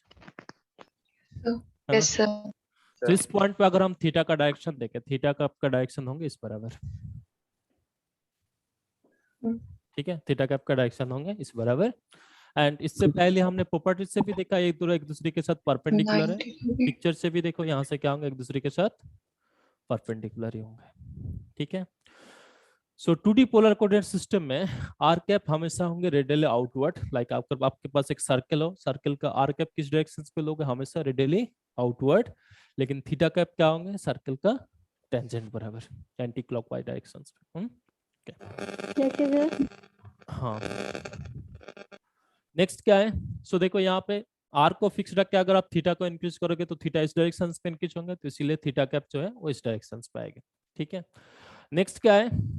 नेक्स्ट हमें एक पॉइंट और कंसीडर करना है कि ये पॉइंट पी पॉइंट अगर यहाँ पर ना होके, ठीक है, ये पी पॉइंट यहाँ पर ना होके अगर मान लीजिए हमने से यहाँ पर मानता, ठीक है, इस पी पॉइंट अगर यहाँ पर होता तब देखो क्या होंगे? सेंटर से इस पॉइंट का डिस्टेंस को हम क्या लिखेंगे? आर। आर। सो यहाँ पर थीटा क्या होगा? यहाँ से ये एंगल होगा थीटा। सो थीटा को फिक्स रख के अगर आप आर इंक्रीज करोगे तो इस डायरेक्शन पे होंगे आर कैप का डायरेक्शन, है ना, इस पॉइंट पे। एंड थीटा देखो यहाँ पर घूमते घूमते थीटा किस डायरेक्शन पे होंगे? इस एंटी डायरेक्शन पे होंगे, क्लॉकवाइज। इस डायरेक्शन पे होंगे थीटा कैप, अगर हम इस पॉइंट पे देखें तो। Yes sir. हाँ, सो इस दोनों पॉइंट से आप देखो क्या होंगे। इससे पहले आप देखो i cap j cap k cap, चाहे रेक्टेंगुलर कोऑर्डिनेट सिस्टम आप पॉइंट किसी भी पॉइंट पे लो, i cap j cap k cap they are always constant vector. किस डायरेक्शंस बराबर है? एक्स एक्सिस बराबर है, वाई एक्सिस बराबर है, जेड एक्सिस बराबर है। ठीक है, लेकिन एक्सेप्ट आई कैप मतलब रेक्टेंगुलर कोऑर्डिनेट सिस्टम छोड़ के किसी भी other coordinate system like 2D polar, इसके बाद हम स्फेरिकल पोलर कोऑर्डिनेट सिस्टम भी देखेंगे। यहाँ पर जितने भी यूनिट वेक्टर हम मिलेंगे, इन सारे यूनिट वेक्टर आप देखोगे क्या होंगे, except z cap, cylindrical coordinate system में जेड कैप को छोड़ के सारे जो होंगे non variable variable unit vector होंगे। जैसे आप यहाँ पर भी देख रहे हो, देखो यूनिट वेक्टर मतलब क्या, इसका मैग्नीट्यूड क्या होंगे, 1 होंगे। इस पॉइंट पे भी आर कैप का आप मैग्नीट्यूड फाइंड आउट करके देखो 1 होंगे, थीटा कैप का मैग्नीट्यूड फाइंड आउट करके 1 होंगे। यहाँ पर इस पॉइंट पे भी आर कैप और थीटा कैप का जो मैग्नीट्यूड है 1 होंगे, लेकिन डायरेक्शंस देखो क्या हो रहा है, दोनों पॉइंट पे डिफरेंट डिफरेंट होगा ना। यहाँ पर आर कैप है इस डायरेक्शन पे, यहाँ पर आर कैप है इस डायरेक्शन पे, यहाँ पर थीटा इस डायरेक्शन पे, ठीक है। सो अदर कोऑर्डिनेट सिस्टम जो है, इस अदर कोऑर्डिनेट सिस्टम में आपको जो यूनिट वेक्टर मिलेंगे क्या मिलना चाहिए, is not a constant unit vector, it will B variable unit vector. वो आप यहाँ से भी देख सकते हो, जो मैथमेटिकल फॉर्म हमें मिला है। यहाँ पर देखो आर कैप हमें किसका फंक्शन मिला है, थीटा का फंक्शन मिला है। सो डिपेंडिंग अपन थीटा का डिफरेंट डिफरेंट वैल्यू की वजह से इस आर कैप और थीटा कैप का वैल्यू क्या होंगे, डिफरेंट डिफरेंट डायरेक्शंस पे आएंगे, है ना। हमेशा इसका मैग्नीट्यूड 1 रहेंगे बट डायरेक्शंस क्या होंगे, हमेशा डिफरेंट होगा। तो किसी वेक्टर को कांस्टेंट वेक्टर कब बोला जाता है, जब उसका मैग्नीट्यूड और डायरेक्शन दोनों फिक्स्ड हो, ठीक है। Like i cap, j cap, k cap, they are constant unit vector. But ये जो आर कैप थीटा कैप है 2D पोलर कोऑर्डिनेट सिस्टम में, जो आर कैप थीटा कैप है, इनका मैग्नीट्यूड हमेशा सेम रहेंगे बट डिफरेंट पॉइंट पे डायरेक्शन जो होंगे वो डायरेक्शंस क्या है, डिफरेंट डिफरेंट डायरेक्शंस पे है। तो इसीलिए इस आर कैप और थीटा कैप को हम क्या लिखेंगे, it is a variable unit vector, ठीक है। आर कैप थीटा कैप जो है वो वेरिएबल यूनिट वेक्टर होंगे, इतना ही आपको यहाँ पे ध्यान रखना है। सो अगर आर कैप और theta cap variable unit vector हो, सो थीटा कैप को अगर थीटा का रिस्पेक्ट में डिफरेंशिएट करोगे, क्या जीरो मिलेगी कि नॉन जीरो मिलेंगे, क्या मिलना चाहिए, जीरो मिलेगा, non zero, zero zero zero मिलेगा, नहीं मिलेंगे जीरो, नॉन जीरो मिलेगी। क्योंकि थीटा कैप इटसेल्फ देखो किसका फंक्शन है, यहाँ पर थीटा कैप का डायरेक्शन इस बराबर है, यहाँ पर थीटा कैप का डायरेक्शन इस बराबर है, सो थीटा का फंक्शन है ना। Yes sir, yes sir. Theta cap देखो थीटा का फंक्शन है। सो थीटा अगर थीटा कैप अगर थीटा का ही फंक्शन है तो इसके डिफरेंशिएट करोगे क्या मिलना चाहिए, नॉन जीरो। जीरो। और वही मतलब है ना, आप कांस्टेंट यूनिट वेक्टर और वेरिएबल यूनिट वेक्टर का मतलब क्या है, वेरिएबल यूनिट वेक्टर मतलब it will be function of some coordinate function, coordinate system है ना वेरिएबल। सो यहाँ पे थीटा कैप जो है, आर कैप जो है वो किसका फंक्शन है, थीटा का फंक्शन है, ठीक है। सो इसकी वजह से अगर आप आर कैप व थीटा कैप को थीटा का रिस्पेक्ट में डिफरेंशिएट करोगे, हमेशा आपको क्या मिलेंगे, नॉन जीरो मिलेगी। Excuse me sir. हाँ बोलो। सर ये वापस रिपीट करना, अच्छा, del theta cap upon del theta not equal to zero. Del theta not equals to zero इसीलिए है, ये कब जीरो होता, अगर एक कांस्टेंट यूनिट वेक्टर होता तो, बाइस थीटा का वेरिएबल फंक्शन ना हो। कोई भी फंक्शंस को, एक फंक्शन है ये मान लीजिए एक्स का फंक्शन है, इससे आप वाई का रिस्पेक्ट में डिफरेंशिएट करोगे तो क्या मिलेगा, जीरो मिलेगा। जीरो। जीरो मिलेगा। लेकिन अगर आप इससे एक्स का रिस्पेक्ट में डिफरेंशिएट करोगे, अगर एक्स का फंक्शन से, तो नॉन वन। जीरो मिलेंगे। यस। सो यहाँ पर भी देखो जो आपको थीटा कैप मिला और आर कैप मिला है, किसका फंक्शन है, अपने अपने नोटबुक में देखो आपने क्या लिखा है, थीटा का फंक्शन है। थीटा का। सो अगर ये थीटा का फंक्शन है तो थीटा का रिस्पेक्ट में डिफरेंशिएट करोगे, इसका वैल्यू क्या आना चाहिए, नॉन जीरो आना चाहिए। तो इसीलिए यहाँ पर भी थीटा कैप और आर कैप को अगर आप थीटा का रिस्पेक्ट में डिफरेंशिएट करोगे तो आपको क्या मिलेंगे, हमेशा नॉन जीरो मिलेंगे। कभी कभी आपको क्वेश्चंस में थोड़े से ट्विस्ट करके पूछ लिया जाता है, ऐसी कोई भी एक वेक्टर दे देंगे 2D पोलर कोऑर्डिनेट सिस्टम में से ये एक वेक्टर है, इस वेक्टर कुछ इस तरीके से मान लीजिए से आर कैप, ठीक है, where r cap is the unit vector in 2D polar coordinate system and r is the distance from the origin, ये आपको गिवन है। और अगर आपको सिंपल सा ये पूछा जाए कि इस वेक्टर को अगर हम थीटा का रिस्पेक्ट में डिफरेंशिएट करें तो आपको क्या मिलना चाहिए। जिनको ये कॉन्सेप्ट पता है कि यहाँ पे आर कैप थीटा कैप जो है ये it is not a constant unit vector, it is a variable unit vector. So आप इसको थीटा का रिस्पेक्ट में डिफरेंशिएट करोगे क्या मिलना चाहिए, नॉन जीरो। लेकिन जिनको पता नहीं है वो सिंपली क्या लिखेंगे कि देखो यहाँ पे आर है, आर थीटा का फंक्शन नहीं है, आर कैप, अगर ये मान के चले कि आर कैप जो कांस्टेंट यूनिट वेक्टर है तो वो डिफरेंशिएशन क्या लिखेंगे, 0 लिख देंगे, बट 0 तो इसका आंसर नहीं होगा ना। इसका आंसर क्या होना चाहिए, थीटा का रिस्पेक्ट में डिफरेंशिएट करो, आर कांस्टेंट है, लेकिन आर कैप जो है, आर कैप किसका फंक्शन है, थीटा का फंक्शन है, तो आपको इस आर कैप को क्या करना पड़ेगा, थीटा का रिस्पेक्ट में डिफरेंशिएट करना पड़ेगा। ठीक है, सिर्फ इतनी छोटे से कॉन्सेप्ट की वजह से आपका जो पूरे क्वेश्चंस है, क्वेश्चंस क्या हो जाएंगे, रॉन्ग हो जाएंगे, है ना। सो आप थोड़े से ध्यान रखोगे यहाँ पे, ये जो 2D पोलर कोऑर्डिनेट सिस्टम में r cap and theta cap जो है, it is not a constant unit vector, it is a variable unit vector. ठीक है, हेलो सर। हाँ जी बोलो। सर आर भी तो थीटा का फंक्शन है। आर कैप भी थीटा का फंक्शन है, थीटा कैप भी थीटा का फंक्शन है। अब देख पा रहा हो ना यहाँ पे, अब देखो थीटा का डिफरेंट डिफरेंट वैल्यू की वजह से आर और थीटा का डायरेक्शन चेंज हो रहा है ना, लेकिन क्या थीटा को फिक्स रख के आप आर चेंज करो, आर और थीटा का डायरेक्शन चेंज होगा क्या, नहीं होंगे ना। सर अगर आर के रेस्पेक्ट में करें तब 0 होगा। हाँ, क्योंकि आर के रेस्पेक्ट में आप इस फिगर से देखो ना, आप चाहे इस पॉइंट पे थीटा और आर का डायरेक्शंस फाइंड आउट करके देखो, इस पॉइंट पे थीटा का डायरेक्शंस क्या होंगे, इस बराबर, आर का डायरेक्शंस क्या होंगे, इस बराबर। अगर आप इस पॉइंट पे भी देखो, यहाँ पर थीटा का डायरेक्शन इस बराबर, आर का डायरेक्शन इस बराबर, ये कौन सा डायरेक्शन है, सेम डायरेक्शन पे ही है ना सिर्फ। सो कीपिंग थीटा फिक्स, अगर आप आर के रेस्पेक्ट में इस यूनिट वेक्टर ड्रॉ करके देखो, वो सेम डायरेक्शंस पे होंगे। सो आर के रेस्पेक्ट में क्या है, कांस्टेंट वेक्टर है, बट थीटा का वेरिएबल फंक्शन है। ठीक है, थीटा के ऊपर थीटा का फंक्शन है, थीटा डिफरेंट वैल्यू के वजह से इसका डिफरेंट डिफरेंट होंगे। सो इसलिए इन जनरल इससे क्या बोलोगे, it is a variable unit vector. ठीक है, इतना ही ध्यान रखो। और किसका फंक्शन है, थीटा का फंक्शन है। सो वंस आपको इतना पता है कि इस elementary r cap theta cap का डायरेक्शन किस बराबर होंगे, और इस आर कैप थीटा कैप कैसे डिफाइन करा जाता है, नेक्स्ट हमें क्या पढ़ना है यहाँ पे, किस एलिमेंटरी लेंथ हम कैसे डिफाइन करेंगे। तो इस एलिमेंटरी लेंथ डिफाइन करने के लिए और एक बार इस पॉइंट को फिर से यहाँ पर ड्रॉ कर लीजिए। ये पॉइंट था आपका पी पॉइंट, ओरिजिन के रेस्पेक्ट में जो पॉइंट है, इस एक्सिस के साथ जो एंगल बना है, एंगल मान लीजिए थीटा, और इस पॉइंट से इस पॉइंट का जो डिस्टेंस है, डिस्टेंस अगर आपका आर हो, ठीक है।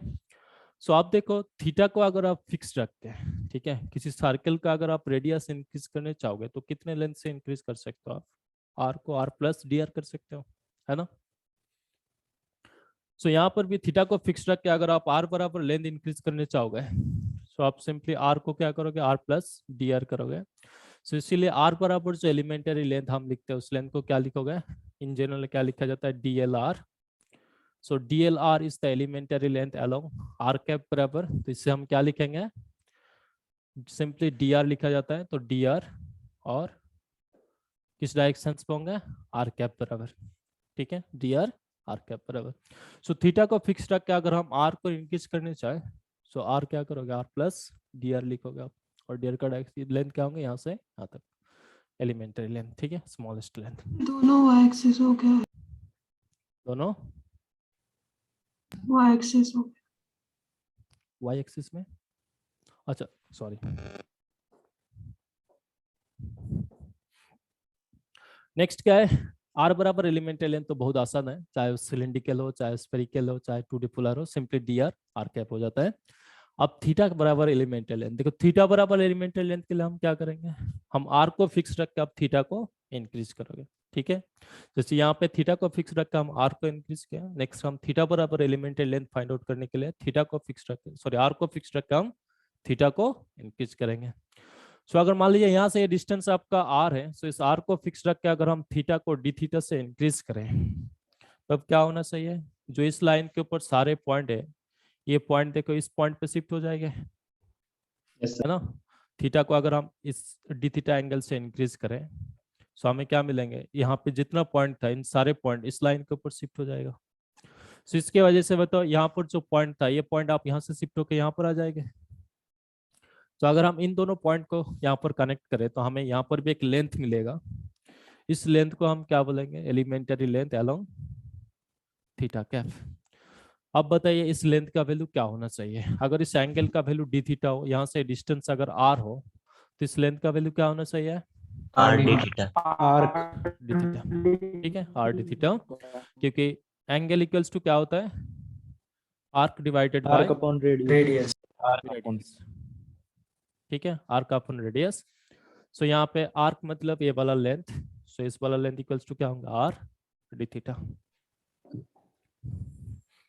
सो एक्स, इस थीटा बराबर जो एलिमेंटरी लेंथ होंगे, इससे हम क्या लिखते हैं, डीएल थीटा लिखते हैं इन जनरल। सो इस डीएल थीटा का वैल्यू आप क्या लिखोगे, आर डी थीटा, और एक किस डायरेक्शन पे होंगे, थीटा कैप बराबर, ठीक है, थीटा कैप बराबर।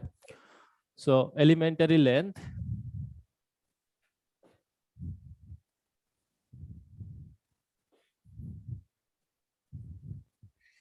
किस कोऑर्डिनेट सिस्टम में, इन 2D पोलर कोऑर्डिनेट सिस्टम में इस एलिमेंटरी लेंथ को हम क्या लिखेंगे, इन जनरल इसे डीएल वेक्टर से लिखा जाता है, डीएल वेक्टर। इस डीएल वेक्टर इक्वल्स टू क्या लिखोगे यहाँ पे, आर बराबर एलिमेंटरी लेंथ क्या है, d r, r cap, theta बराबर elementary length r d theta, theta cap, ठीक है। सो लाइक जैसे कोई वेक्टर आपको अगर रेक्टेंगुलर कोऑर्डिनेट सिस्टम में गिवन रहे, आपको इलेक्ट्रिक फील्ड गिवन है और पोटेंशियल पूछा जाए, अगर electric field rectangular coordinate system में गिवन रहे, तब हम एलिमेंटरी लेंथ जो कंसीडर करेंगे वो रेक्टेंगुलर कोऑर्डिनेट सिस्टम में कंसीडर करेंगे, dx i cap, dy j cap, dz k cap. But अगर जो आपको इलेक्ट्रिक फील्ड गिवन है, उस इलेक्ट्रिक फील्ड अगर 2D पोलर कोऑर्डिनेट सिस्टम में गिवन रहे, in terms of r theta में गिवन रहे, ठीक है, तब हम जो एलिमेंटरी लेंथ लिखेंगे वो 2D polar coordinate system according लिखेंगे, और यहाँ पर क्या लिखोगे, d r, r cap and d theta, theta cap, ठीक है, डी थीटा, थीटा कैप। अब नेक्स्ट क्या है, इस एलिमेंटरी लेंथ से हम एलिमेंटरी एरिया डिफाइन कर सकते हैं। तो यहाँ पर लिखो एलिमेंटरी एरिया,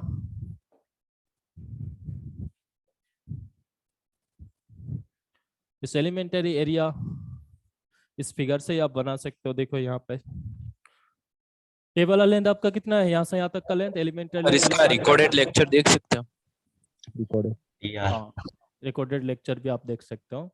बट मेरे ख्याल से आप अगर आप एक्टिव पार्टिसिपेंट हो गए तो आपको ज़्यादा अच्छे से आप सीख पाओगे। रिकॉर्डेड लेक्चर लिखते लिखते कभी कभी नींद भी आ जाता है, ठीक है, ये प्रॉब्लम आई होप यहाँ पर नहीं होंगे। सो इस बराबर एलिमेंटरी लेंथ जो है, इस लेंथ का वैल्यू हमने क्या लिखा है, डी आर, आर कैप, इस बराबर एलिमेंटरी लेंथ है आर डी थीटा। सो अगर आप इस पॉइंट पे इस लेंथ का एक पैरेलल लाइन ड्रॉ करो और इस पॉइंट से इस लेंथ का एक पैरेलल लाइन ऐड करो, सो यहाँ पर देखो आप छोटा सा एरिया दिखाई देगा ना।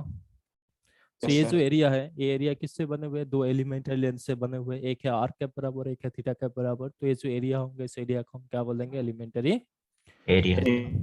इस एलिमेंटरी एरिया इन जनरल हम यहाँ पर डीएस वेक्टर से रिप्रेजेंट करेंगे, और डीएस वेक्टर को क्या लिखोगे यहाँ पे, are d theta, D R d theta. अब देखो 2D पोलर कोऑर्डिनेट सिस्टम मतलब एक प्लेन होगा। सो अगर ये 2D हो, प्लेन है, तो इसमें जो सरफेस बनेगा, क्या उस सरफेस कुछ वॉल्यूम इंक्लूड करेगी, नहीं करेगा, नहीं करेंगे। तो इसीलिए इस सरफेस को हम क्या बोलेंगे, it is a open open surface, surface, ठीक है, open surface.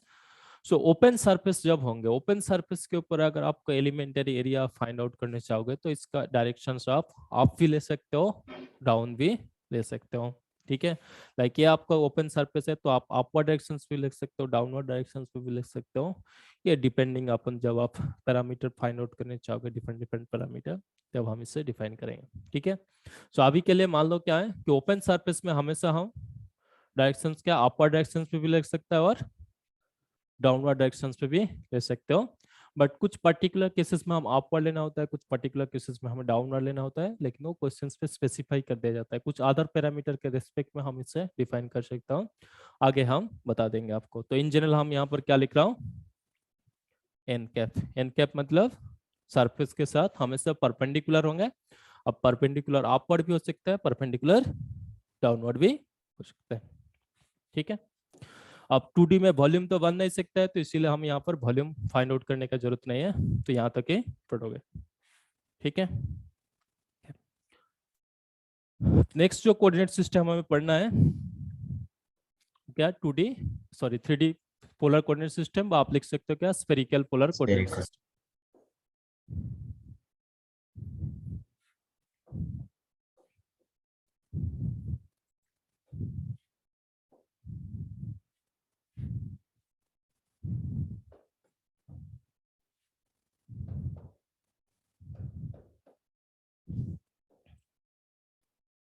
Spherical polar coordinate system.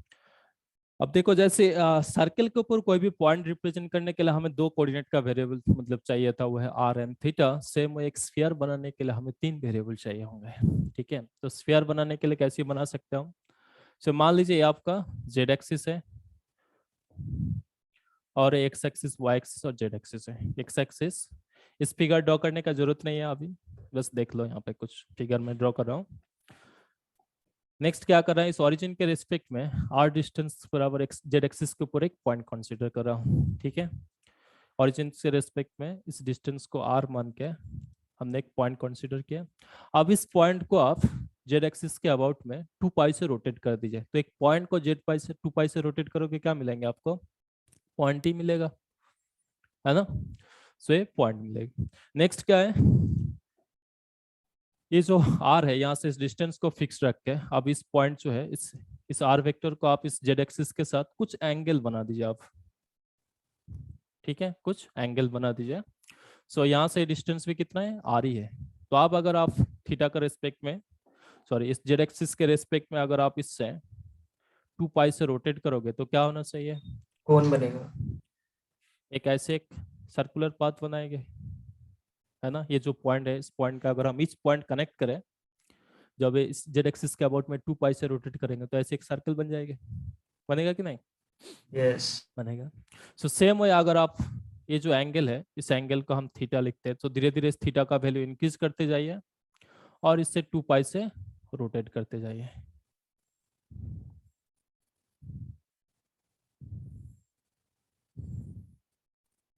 ठीक है, एक्स वाई प्लेन तक आप इसके धीरे धीरे थीटा का वैल्यू इंक्रीज करिए। उसके बाद थीटा का वैल्यू ऑपोजिट डायरेक्शन पे इंक्रीज करिए और जेड एक्सिस के अबाउट पे जो है उसे 2 पाई से रोटेट कराइए।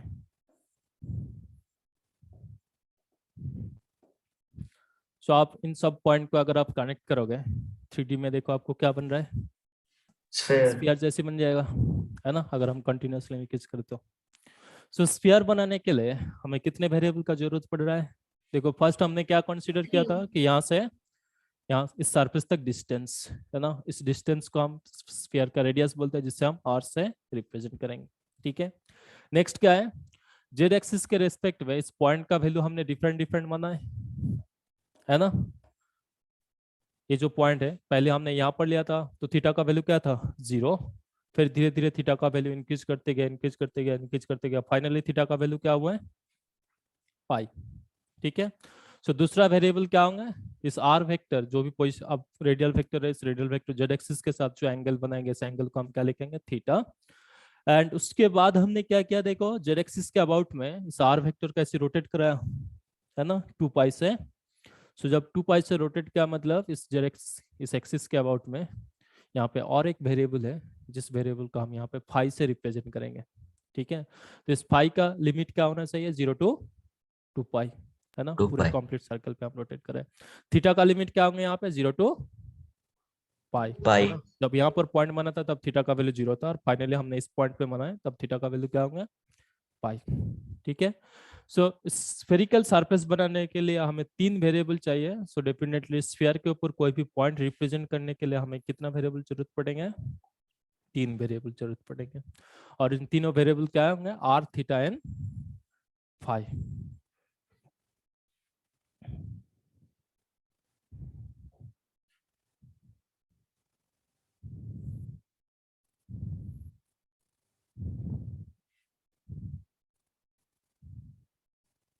ये फिगर बना लीजिए आप।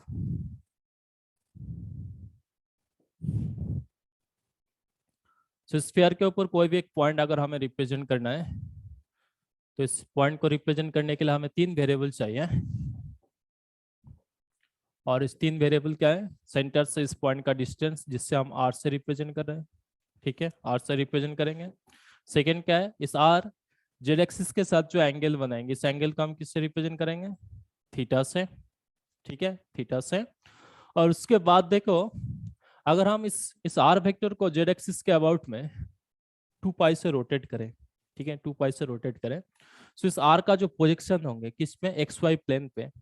जैसे जैसे आर रोटेट करेंगे इसका प्रोजेक्शन भी एक्स वाई प्लेन पे रोटेट करेगा ना, ऐसे। Yes sir. है ना। सो इस प्रोजेक्शन वेक्टर एक्स एक्सिस के साथ जो एंगल बनाता है, इस एंगल को हम क्या लिखेंगे यहाँ पे, फाई। ठीक है, इस एंगल को हम क्या लिखेंगे यहाँ पे, फाई। सो यहाँ पे आर का लिमिट, पूरे यूनिवर्स को अगर हम स्फेरिकल पोलर कोऑर्डिनेट से रिप्रेजेंट करने चाहे तो आर का लिमिट क्या लिखोगे, 0 टू इंफिनिटी। थीटा का लिमिट क्या लिखोगे, 0 टू पाई। पाई। एंड पूरे स्फीयर बनाने के लिए हमें क्या करना था, इस जेड एक्सिस के अबाउट में से 2 पाई से रोटेट कर रहा हूँ। सो जब इस आर वेक्टर को 2 पाई से रोटेट करांगा तो इसका जो पोजीशन वेक्टर है ये भी 2 पाई से रोटेट कर जाएंगे एक्स वाई प्लेन पे। तो फाई का लिमिट क्या होना चाहिए, 0 टू 2 पाई। ठीक है, सर आर की प्रोजेक्शन हमने एक्स वाई प्लेन पे ड्रॉप करी है। एक्स वाई प्लेन पे जो भी इसका प्रोजेक्शन होंगे वो भी कर सकते हो। सिर्फ आप इस पॉइंट पे भी देखो, यहाँ पर एक प्रोजेक्शन मान लोगे, है ना। सो ये जो प्रोजेक्शन होंगे एक्स वाई प्लेन पे, मतलब एक्स वाई प्लेन के साथ पैरेलल होंगे। सो जैसे इस पॉइंट रोटेट करेंगे, सो ये जो आर वेक्टर होंगे ये भी देखो सर्कल के ऊपर अगर आप डिफरेंट डिफरेंट पॉइंट लोगे तो आर वेक्टर भी 2 पाई से रोटेट कर जाएगा ना। सर दिखा देता सर हूँ। आर और फाई के दोनों के 0 से 2 पाई लेंगे क्या, आर और बताओ फाई क्या की बोला। हाँ हाँ, 0 से 2 पाई लेंगे। आर का लिमिट है 0 टू इन्फिनिटी, है ना, क्योंकि आर जो है इन जनरल आर का लिमिट क्या होंगे, आर इस पॉइंट पे आर का वैल्यू है 0, इस पॉइंट पे आर का वैल्यू होंगे जो भी स्फीयर का सरफेस होंगे उस रेडियस होंगे। सो इन जनरल हम 0 टू, पूरे यूनिवर्स का अगर आप स्फेरिकल पोलर कोऑर्डिनेट से रिप्रेजेंट करना चाहोगे तो यूनिवर्स का रेडियस क्या लिखोगे, इन्फिनिटी, है ना। सो आर का लिमिट होंगे 0 टू इन्फिनिटी। आप अगर आर और फाई का वैल्यू फिक्स रख के थीटा का लिमिट देखोगे, थीटा का लिमिट कहाँ से कहाँ तक चेंज हो रहा है। इनिशियल पॉइंट हमने यहाँ पर लिया था, फाइनल पॉइंट हमने यहाँ पर मान रहा हूँ। सो थीटा का लिमिट क्या होंगे, 0 to pi. And but sir phi x axis के साथ ना, हाँ फाई एक्स एक्सिस के साथ एंगल बना है। हाँ, एक्स एक्सिस के साथ हम देखेंगे, एक्स एक्सिस के रिस्पेक्ट में फाई कितना एंगल बन रहा है वो देखेंगे। चाहे आप इस फाई किस कौन सा वेक्टर देखेंगे, इधर आप ये मान सकते हो कि जो आर वेक्टर है, आर वेक्टर का प्रोजेक्शन एक्स वाई प्लेन पे जो होंगे उस प्रोजेक्शन वेक्टर एक्स एक्सिस के साथ जो एंगल बनाएंगे उस एंगल को हम क्या लिखेंगे, फाई। एंड जैसे आप इस पॉइंट को 2 पाई से रोटेट कराओगे तो इसका जो पोजीशन वेक्टर होंगे वो भी क्या होंगे, 2 पाई से रोटेट कर जाएंगे, है ना। सो यहाँ पर कुछ इस तरीका से मान लीजिए, ये आपका मान लीजिए एक्स एक्सिस, ये वाई एक्सिस, और ये मान लीजिए आपका आर वेक्टर ऐसे। ठीक है, आर वेक्टर ऐसे। सो जैसे देखो आप इस आर वेक्टर को जेड एक्सिस के अबाउट में ऐसे ऐसे रोटेट कराओगे ना, ऐसे ऐसे रोटेट कराओगे इस तरीके से। सो आपका जो इसका जो प्रोजेक्शन होंगे एक्स वाई प्लेन पे भी रोटेट कर जाएगा ना एक्स एक्सिस के साथ 2 पाई से। सो यहाँ तक ही पढ़ के आओ, बाकी जो है नेक्स्ट क्लास में हम डिस्कस करेंगे, आज के लिए बहुत ज़्यादा हो जाएगा अदरवाइज। ठीक है, तो स्फेरिकल पोलर कोऑर्डिनेट सिस्टम में कोई भी पॉइंट को रिप्रेजेंट करने के लिए हमें 3 वेरिएबल का जरूरत पड़ेंगे। वो आप क्या लिखोगे, आर थीटा एन फाई। ठीक है, r theta and phi. R क्या होंगे, सेंटर से इस पॉइंट का डिस्टेंस, रेडियस तक डिस्टेंस, सरफेस तक।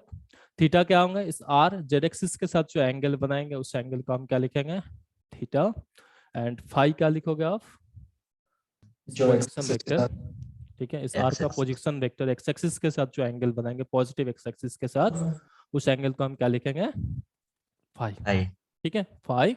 एंड इन जनरल आर का लिमिट क्या होना चाहिए, 0 टू इन्फिनिटी। 0 to infinity. अगर आपको एक स्फीयर गिवन रहे जिस स्फीयर का रेडियस मान लो जैसे कैपिटल आर है, तो उस केस में अगर हम स्फीयर के वॉल्यूम के अंदर ही वॉल्यूम इंटीग्रेट करना पड़े तो हमें आर का लिमिट क्या लिखेंगे तब, 0 टू आर। ठीक है। सो इन जनरल आर का लिमिट आप क्या लिखोगे, इसकी 0 से इन्फिनिटी कैसे हुई, क्या होंगे, आर की वैल्यू 0 से इन्फिनिटी कैसे हुई। आर की लिमिट 0 से इन्फिनिटी। आपको क्या बता रहा हूँ मैं, कि अगर आप मान लीजिए पूरे जो यूनिवर्स है, इस यूनिवर्स मान लो से स्फेरिकल शेप का है। ठीक है, जब आप सेंटर पे हो तो आर का लिमिट क्या है, आर का वैल्यू क्या है, 0।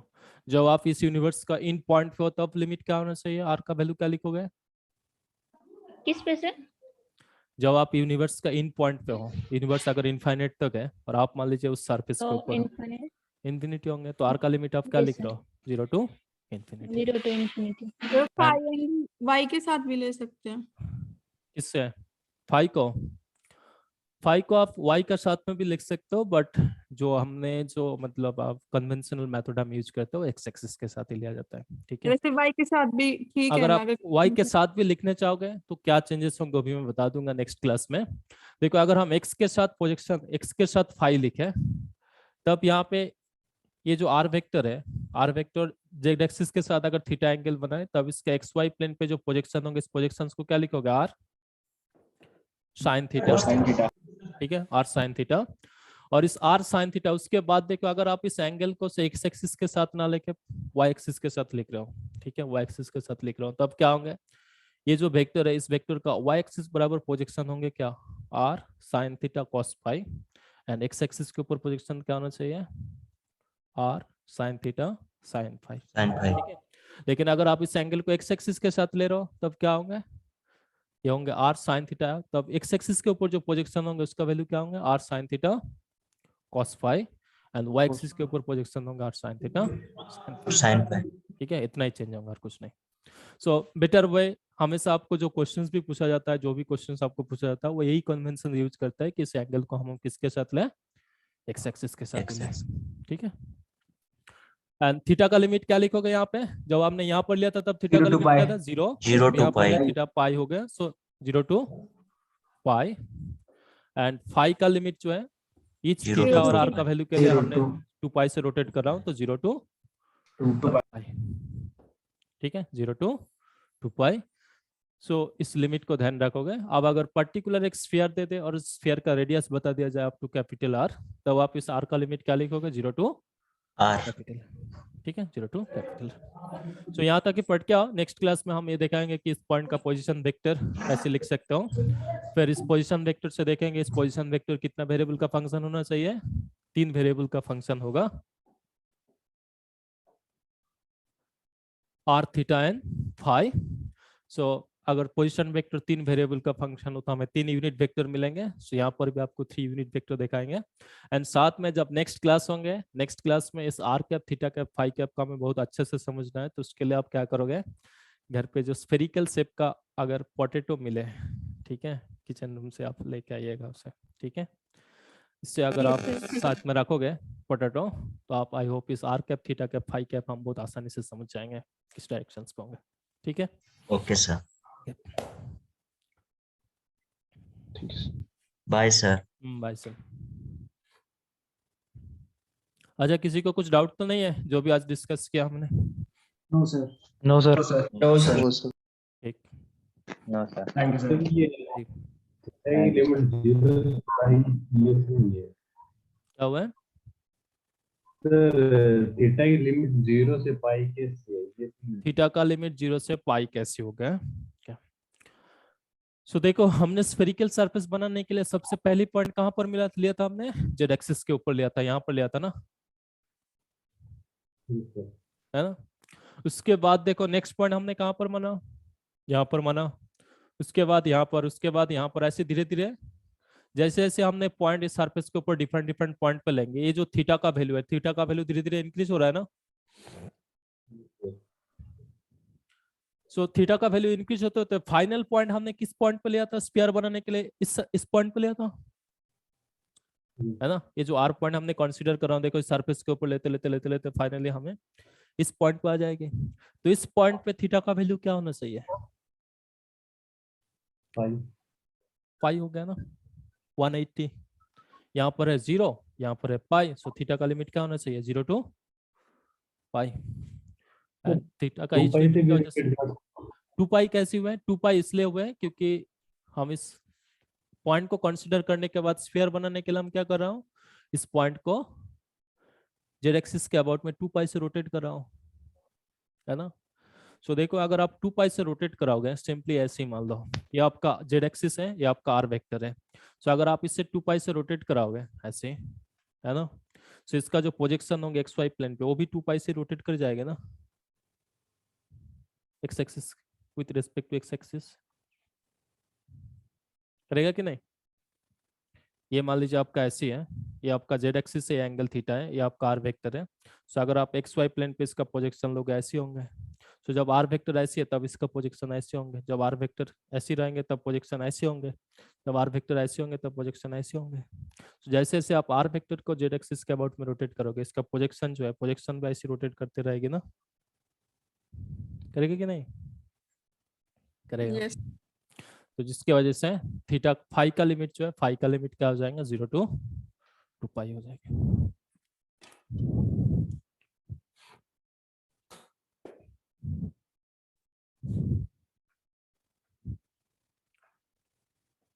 तो नेक्स्ट क्लास में पोटैटो लेके बैठिएगा, ठीक है, क्लास में, और साथ में एक चाकू भी होंगे तो अच्छा होगा, क्योंकि अगर हम पोटैटो के अंदर कुछ सरफेस देखेंगे, एक तो कार्ब सरफेस होता है, दूसरे उस पोटैटो को अगर आप कट करोगे डिफरेंट डिफरेंट पीसेस में, तब आपको देखोगे एक सर्कुलर सरफेस दिखाई देंगे। तो उस सर्कुलर सरफेस के ऊपर अगर हमें एलिमेंटल एरिया लिखना है तो हम कैसे लिखेंगे, उसके बारे में भी हम डिस्कस करेंगे इस क्लास में। ठीक है फिर आज के लिए bye bye. Thank you, sir. Thank you, sir.